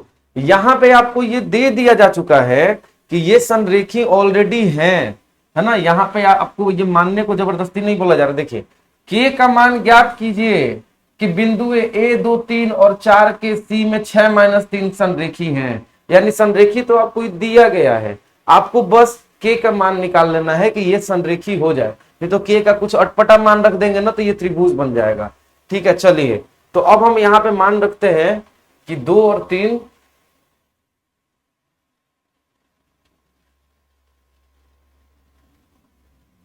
ठीक, ए का मान है आपका 2 3 और बी का मान है आपका 4 6 और सी का मान है 6 और -3। चलिए हम मान लेते कि तीनों के तीनों बिंदु भाई संरेखी हैं। संरेखी होंगे तो इनका यानी कि त्रिभुज के भाग यदि होते, ये त्रिभुज का क्षेत्रफल 0 होगा, ऐसे में 0। त्रिभुज में देखिए ये वाला x1 है, ये y1 है, x2 है, ये y2 है, ये x3 है और ये हमारा y3 3 है। आप सभी जानते हैं कि हमारा जो होता है त्रिभुज का क्षेत्रफल बराबर 0, इसी पे मान रखेंगे। त्रिभुज का क्षेत्रफल का सूत्र होता है x1 गुने y2 माइनस y3, ये 22वां नंबर है प्रश्न, plus x2 y3 minus y1 plus x3 y1 minus y2, ये सूत्र होता है और यही बराबर हो जाना चाहिए 0 के। देखिए यहां पे हम लिखेंगे x1 का मान, देखिए x1 का मान 2 है, y2 का मान k है, y3 का मान -3 है, यानी कि -3 मिल करके यहाँ क्या हो जाएगा, प्लस हो जाएगा, प्लस x2 का मान 4 है, y3 का या y3 का मान -3 है, माइनस y1 का मान -3 है, प्लस x3 का देखिए क्या है 6 हो गया, x3 है हो गया आपका 6, ठीक है, माइनस x3 गुना में y1 माइनस y2, y1 देखिए यहां पे क्या है, y1 है 3 माइनस और y2 कितना है देखिए यहां पे k, यही बराबर होगा 0 के। चलिए सॉल्व करिए, 2k प्लस 6 प्लस, देखिए प्लस नहीं होगा, 4 माइनस 3 गुना होकर के -12, और ये यहां पे देख पाइए आप, डायरेक्ट इसको मैं लिख दूं क्या, माइनस माइनस 3 मिलके -6, 6 चौको 24, तो -24, ठीक। अब उसके बाद प्लस 18 माइनस 6 के बराबर होगा हमारा 0 के। तो बच्चा लोग यहां पर आप देखिए कि इसको हम सॉल्व करते हैं, ये हमारा हो जाएगा, देखिए 6 और ये हमारा कितना हो गया, देखिए 6 और 24 इसमें से घटेगा, मैं लिख सकता हूं क्या, 2k minus 18 plus 18 minus 6k is equal to 0। ये देखिए ये कट गया प्लस माइनस से, और यहां पे हम लिख सकते हैं यहाँ पे कि 8k, भाई ये 6 में से 2 गया, यहाँ पे 6 में से 2 गया तो 4 आएगा, लेकिन माइनस में आएगा 0, तो k का मान 0, यानी यदि k का मान 0 होगा तो ये तीनों के तीनों बिंदुएं संरेखी होंगी।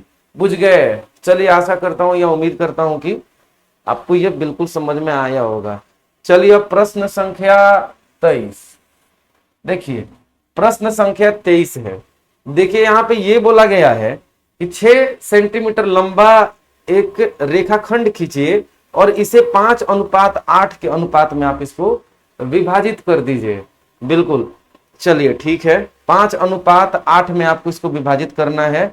और इसका देखिए यहाँ पे हल आपको पिछले बार के प्रश्न में ये दिया गया है। चलिए तो ऐसे में क्या करेंगे, सबसे पहले देखिए हमको क्या करना है, सबसे पहले मैं आपको बता देता हूं।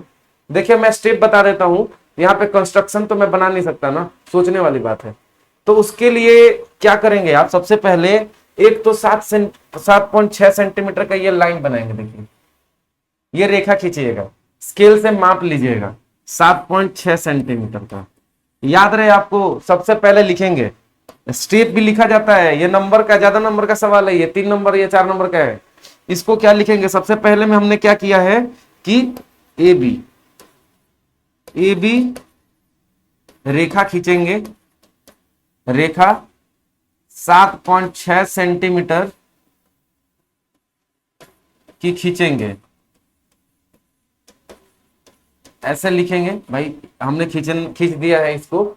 उसके बाद हम क्या करेंगे कि यहां पर आपको ये पूछ दिया गया है, देखिए सीधी सी बात है, इसको उस अनुपात में बांटने के लिए यहां से एक और रेखा खींचेंगे, x रेखा हो गई x।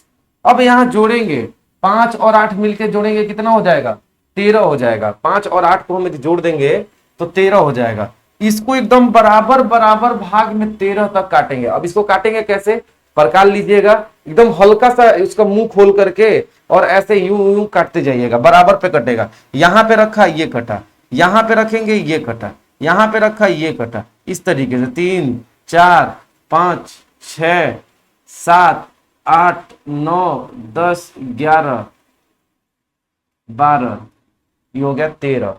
अब उसके बाद मान लेते हैं कि ये बी वाला 7.6 सेंटीमीटर है। अब क्या करेंगे, नाम हम देंगे A1 A2 A3 A4 A5 A6, A7, A8, A9, A10, A11, A12 और A13। 13 क्यों? 13 ही क्यों? 8 और 5 जोड़ के देख लीजिए 13 होगा। बुझ गए? अब देखिए आखिरी वाला यानी A13 को हमने B से मिला दिया है। ठीक है, अगला A13 को हमने B से मिला दिया है। ठीक है, और अनुपात में हमको बराबर अनुपात में बांटना है, ये तो याद रहे। और हमको कितना में बांटना है? 5:8 में बांटना है ना। तो 5:8 में हमको यहाँ पे बांटना है। यहां से पांचवा पे आइए, 1 2 3 4 5, पांचवे को बिल्कुल ए बी के समानांतर एक रेखा खींचेंगे जो कि ए बी को प्रतिच्छेदित कर रही होगी सी बिंदु पर। समझ रहे हैं? एक रेखा हम खींचेंगे जो कि बिल्कुल इसके समानांतर रेखा खींची जाएगी जो कि यहां पर सी बिंदु को काटेगी। और ये जो आपका नया त्रिभुज बन गया है, अब ये इस त्रिभुज को कितने अनुपात में बांट रहा है? इसको 5:8 के अनुपात में इसको विभाजित कर दिया। किसको? त्रिभुज को नहीं। ये रही का है, ई का है, लाइनवा, ये लाइन को आप मेजर करेंगे, ये यदि 5 आएगा तो ये टोटल कितना आ जाएगा आपका? यहां से यहां टोटल बताइए। टोटल यहां से यहां 13 आ जाएगा, यहां से यहां 8 आ जाएगा। 5:8 में बट गया। यही है। क्या क्या किया वही लिखेंगे। ये भी हमने लाइन सेगमेंट खींचा है। दूसरा कि एक एक्यूट एंगल यानी न्यून कोण बनाने वाली एक रेखा। न्यून कोण किसके साथ? ए बी के साथ। ए बी के साथ बनाने वाली एक्स रेखा खींचेंगे।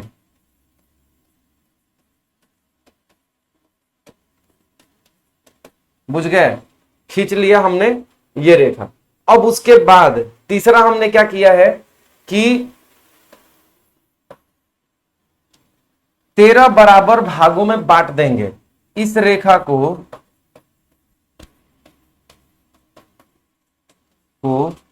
13 बराबर भागों में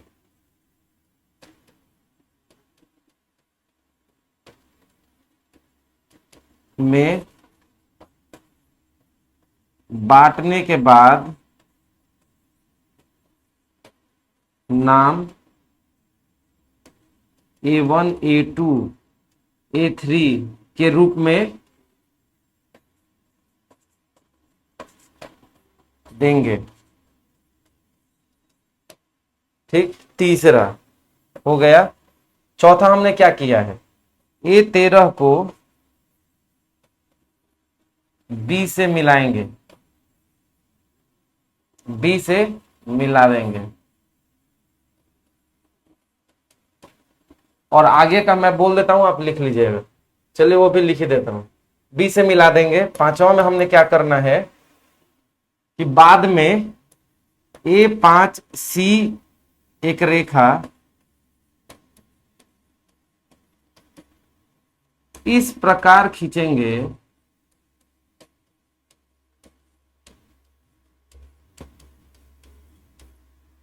कि वह A13 B के समानांतर हो।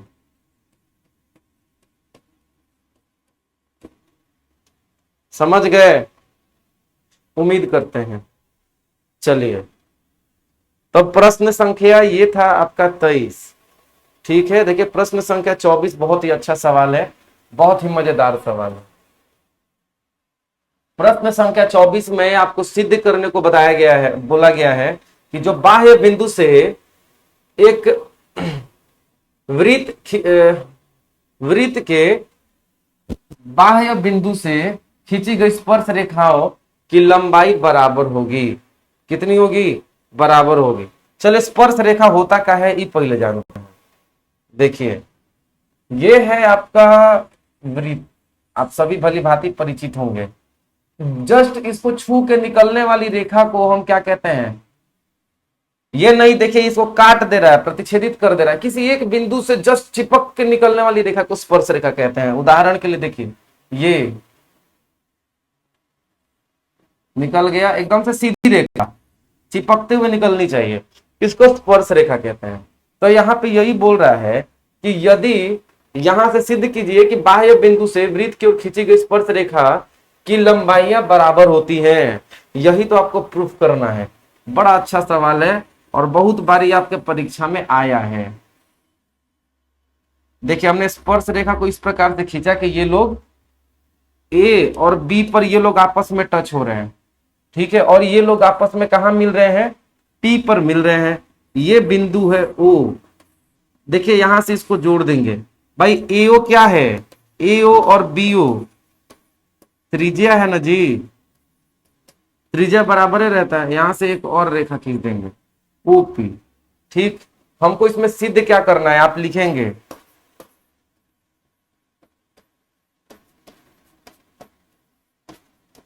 सिद्ध करना है कि एपी बराबर होगा बीपी के, यानी स्पर्श रेखाएं आपस में बराबर होंगी, दो खींची गई हुई। ऐसे के लिए हम क्या पढ़ेंगे, त्रिभुज त्रिभुज ए सॉरी ओ ए पी और त्रिभुज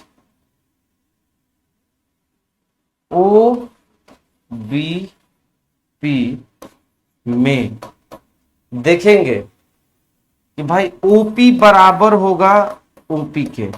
क्यों है, क्योंकि कॉमन है। अरे भाई दोनों में है ना, देखिए ना, यही ओपी इसमें भी है, यही ओपी इसमें भी है, दोनों में है। इस त्रिभुज में भी, इस त्रिभुज में भी, दोनों में है। ठीक, तो ऐसे में ये कॉमन है, इसलिए हमने लिख दिया इसको। और अगला हम एक लिखेंगे, आप सभी जानते हैं कि ये कभी भी 90 डिग्री का कोण बनाता है। यानी कोई भी स्पर्श रेखा, यदि कोई भी स्पर्श रेखा खींची जाती है तो वो उसमें उसके त्रिज्या के साथ 90 डिग्री का कोण बनाता है। ये थ्योरम आपके किताब में दिया गया है। हम यहां लिखेंगे कि एंगल ओ ए पी बराबर है एंगल ओ बी। देखिए ये भी स्पर्श रेखा, ये भी स्पर्श रेखा, 90 डिग्री का कोण बनाएगा पी। क्यों है, क्योंकि ये दोनों का दोनों 90 डिग्री का कोण बना रहे हैं। ठीक है, और यहां बगल में आप चाहें तो लिख सकते हैं, बगल में क्या लिखेंगे कि क्योंकि ये आपस में स्पर्श रेखा हमेशा एक 90 डिग्री का कोण बनाते हैं। तीसरा एक और है, देखिए आप जानते हैं कि यहां पे मैं लिख सकता हूं क्या, ओ बी बराबर है ए ओ के। क्यों है, क्योंकि ये त्रिज्या है और त्रिज्या तो सब बराबर होता है वृत्त का, ये आप भली भांति परिचित हैं।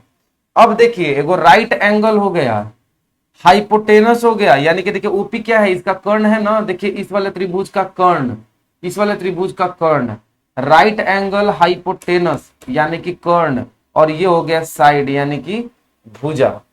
तो ये हो गया समकोण कर्ण, कर्ण भुजा वाला जो सूत्र है उससे कॉन्ग्रुएंस हो गया। हम लिख सकते हैं कि त्रिभुज ओ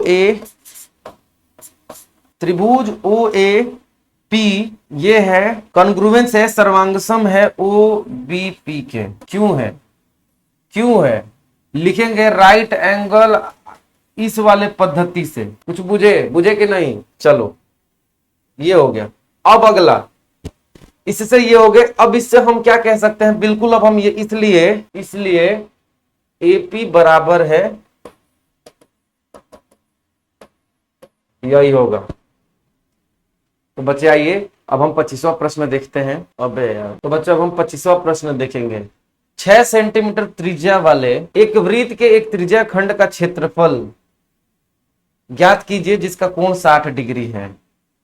ठीक है, त्रिज्या खंड किसको कहते हैं, सबसे पहले आइए जानते हैं। ये त्रिज्या है, हमने लीजिए काट लिया, ये भी एक त्रिज्या का खंड हो गया, ये भी, और ये भी एक खंड हो गया। भाई दो भागों में बट गया। हमने कहा ले इसको और काट दिया, इसको लेकर के इसको भी काट दिया, अब ऐसे निकल गया, ये भी त्रिज्या खंड हो गया। ठीक है, तो ये सारे हो गए आपके त्रिज्या खंड। चलिए अब ठीक उसी प्रकार से ये है, इस तरीके से हमने काट लिया, ये भी त्रिज्या का खंड होगा। तो सबका सूत्र है, त्रिज्या खंड को निकालने का सूत्र है ये सीधा सीधा कि पाई are square theta by 360।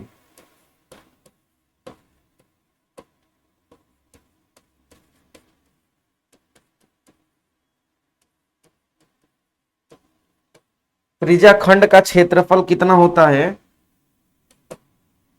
Pi are square theta बटे 360 होता है ना। चलिए, तो अब हम यहां पे क्या करेंगे, पाई आर स्क्वायर थीटा बटे 360 होता है, हम यहां पे बस मान रख देंगे। कितना है त्रिज्या इसका? देखिए बच्चा लोग, इसका त्रिज्या कितना है? ये बोल जा रहा है, देखिए ये है इसका त्रिज्या खंड। कितना कोण बना रहा है? 60 डिग्री। ये कितना है? 60 डिग्री। हमको यही तो निकालना है। सूत्र हो जाएगा 22/7। त्रिज्या कितना? ये भी 6, ये भी 6 है। 6 गुना 6, कोण कितना है? 60/360। यही तो है सूत्र। 60 से ये चला गया, 6 से ये गया 6, ठीक, 6 से ये भी चला गया, ऊपर बच गया आपका 22/7 गुना 6, 22 छक्का 132/7। 7 एक बार में गया, 5 7 7 49, 3।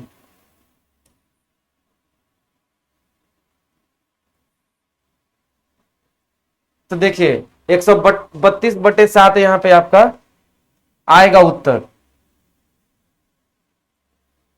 देखिए यहां पे ये 18 होगा। देखिए 7 से गया ये एक बार में, 7 6 56, 6 7 8 56, 4,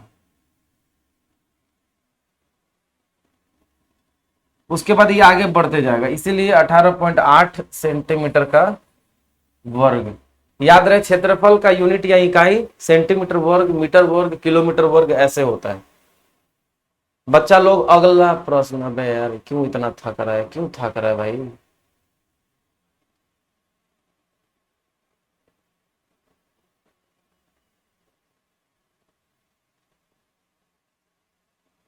तो प्रश्न संख्या उसी में देखिए, उसी में एक अथवा करके प्रश्न है। ये आकृति में ए बी और सी डी केंद्र व ओ वाले एक वृत्त के दो परस्पर लंब व्यास हैं तथा ओ डी छोटे व्यास हैं। ओ ए बराबर है 7 सेंटीमीटर के, और तो छायांकित भाग का क्षेत्रफल ज्ञात कीजिए। देखिए क्या किया गया है यहाँ पे, सिंपल से समझिए। क्या है ये? वृत्त। वृत्त में इस तरीके से बांट दिया गया, जो इसका डायमीटर है, व्यास है, ये इसका केंद्र हो गया, और इस तरफ एक और बना दिया गया वृत्त, इसका ये व्यास दिया है। ये ए है, ये ओ है, ये बी है, और ये सी है, और ये है डी। यहां से एक जोड़ दिया गया। यही नया सवाल आपको ये दे दिएगा, ये 7 सेंटीमीटर है। भाई ये त्रिज्या ही तो है, ये भी 7 तो ये भी 7। क्या ये वाला 7 तो यहां से यहां तक 7 नहीं होगा? होगा ना। लेकिन मैं इसके त्रिज्या की बात करूं, त्रिज्या की, तो ये मैं इसको मान लेता हूं ई, यानी डी ई 7/2 होगा कि नहीं इसका त्रिज्या? बताइए। बिल्कुल होगा। आप जानते हैं एक चीज कि हमको क्षेत्रफल निकालनी है इसकी। देखिए, और इसकी पूरे की हम क्या करेंगे, एक बार इसका क्षेत्रफल निकाल के एक बार इसका क्षेत्रफल निकाल के जोड़ देंगे। अब दिमाग लगाइए, मैं बस हिंट दूंगा, आप घर पे बना लीजिएगा। देखिए सबसे पहले हम लिखेंगे कि ए बी सी त्रिज्या खंड, खंड का क्षेत्रफल,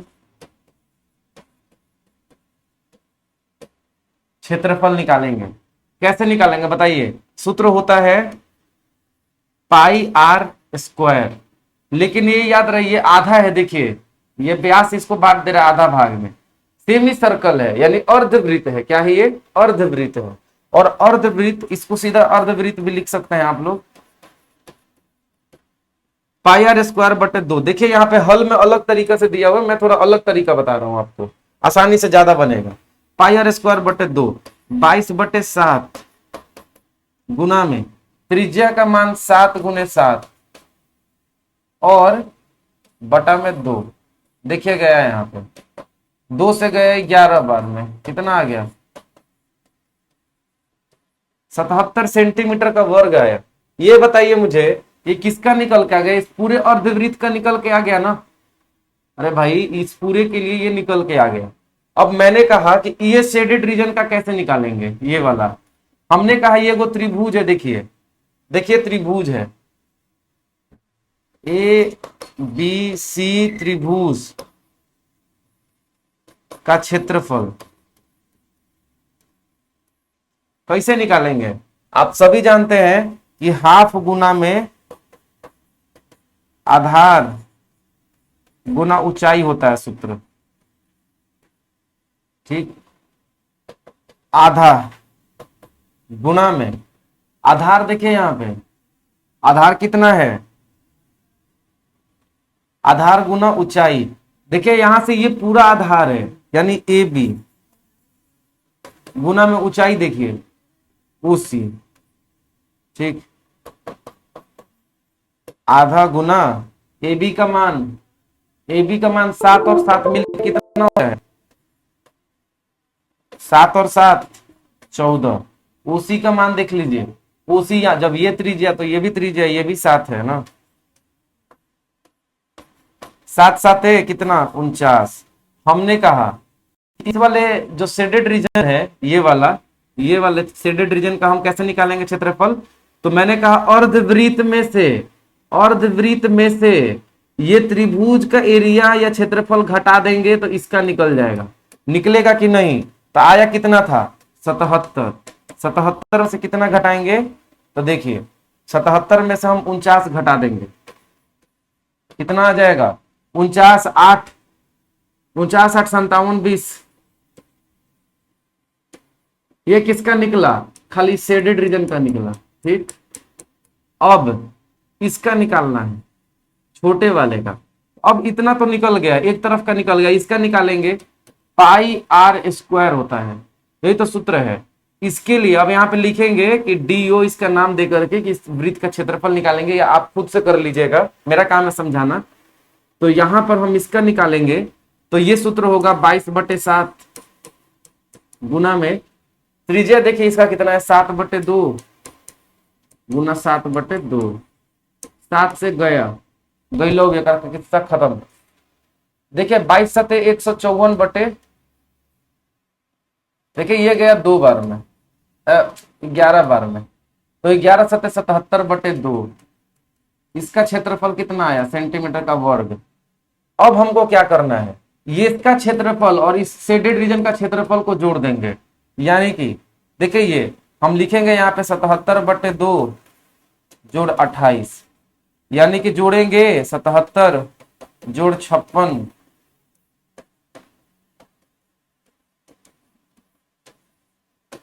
जोड़िए 7 6 13, 77 6 83, 83 5 50 100। यही इसका उत्तर होगा, ठीक है। चलिए देख लीजिएगा, हो सकता है कि मेरा कैलकुलेशन में कहीं मिस्टेक हो, तो उसके लिए मैं क्षमा चाहूंगा। आया ना 66.5 सेंटीमीटर वर्ग। ये दूसरा तरीका है, और हमने जो आपको बताया है वो दूसरा तरीका है। ये देखिए, अबे यार ये तो एकदम से परेशान कर देगा।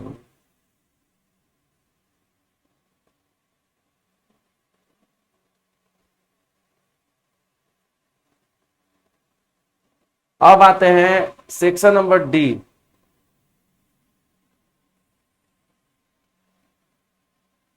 अब यहां पे प्रश्न है 26 नंबर।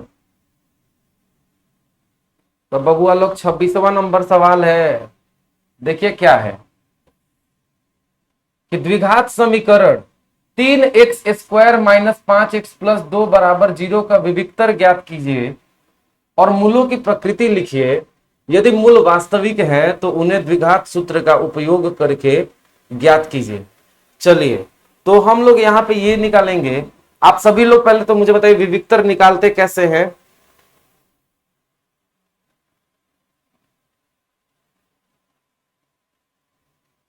देखिए विविक्तर कैसे निकलता है। विविक्तर को डी से दिखाते हैं, बराबर होता है b² - 4ac, यानी -4ac। डी का मान, यही विविक्तर का सूत्र है। आप जानते हैं हल निकलता है, द्विघात समीकरण का दो हल निकलता है, एक अल्फा निकलता है और एक बीटा निकलता है। और सूत्र क्या होता है, minus b plus minus root under d बटे 2a। माइनस मतलब क्या है, प्लस में रहेगा एक बार और एक बार माइनस में रहेगा। आप सभी को एक बात मैं बता दूं, अब जान लेते हैं कि मान लेते हैं कि डी आपका 0 आ गया। मैंने कहा एक बार जब कंडीशन है जब डी 0 आ जाएगा, सोच के बताइए, जब डी 0 हो जाएगा, यहां पे 0 मान रखेंगे यहां पे, तो क्या निकलेगा, माइनस बी प्लस 0 बटा 2a निकलेगा कि नहीं। या इसको सीधा लिख सकते हैं माइनस बी बटे 2a, लिखा जा सकता है कि नहीं, बताइए जल्दी से। जी अब बिल्कुल यही लिखा जा सकता है, लिखा क्या जाता है, यही लिखा जाएगा। अब यहां पे आप देखिए, यहां पे क्या करेंगे, अब जब डी 0 होगा, तो जब डी 0 होगा तो तभी भी माइनस बी बटा 2a ही होगा। क्यों, क्योंकि इसका मान 0 ही रह जाएगा, घटा के भी क्या कर लेंगे 0 को, कोई फर्क नहीं पड़ेगा। यानी ये वाला और ये वाला दोनों बराबर है, तो माइनस बी बटा 2a आता है, ये सूत्र होता है। और ऐसे में दोनों मूल बराबर होते हैं।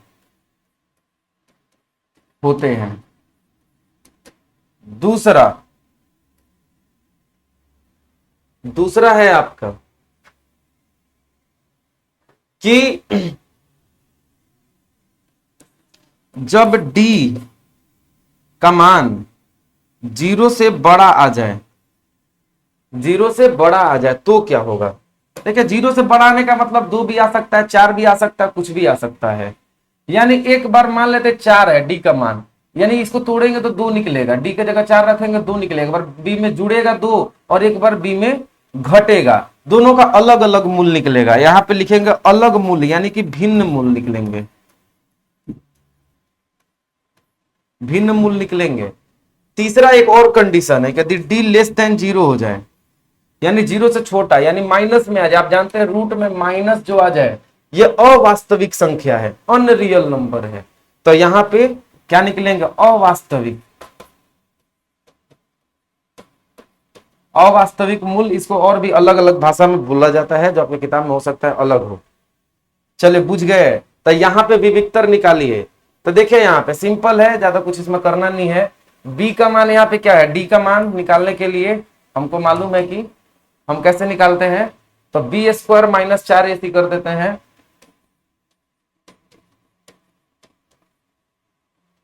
ठीक है, अब यहां पर देखिए आपकी बी का मान कितना है, -5, -5 का वर्ग करेंगे तो 25। ठीक है, माइनस 4 3 जा 12, 4 तिहाई के 12, 4ac है ना, 4 गुने a यानी कि 4 तिहाई के 12, और c का मान देखिए 2, 24। कितना आ गया डी का मान, 1 आ गया, यानी डी 0 से बड़ा आया है। कितना होगा, भिन्न मूल निकलेंगे ना, भिन्न मूल आप लिखेंगे कि भिन्न मूल निकलेंगे। दूसरा क्या पूछा जा रहा है, अब ये पूछा जा रहा है कि मूल वास्तविक है। जी हाँ बिल्कुल, देखिए मूल वास्तविक है, वास्तविक है। अवास्तविक खाली तब रहेंगे जब डी 0 से छोटा होगा बस, पर यहाँ डी 0 से बड़ा है। अब उन्हें द्विघात सूत्र का उपयोग करके उनको ज्ञात कर लीजिए। तो आइए ज्ञात करते हैं।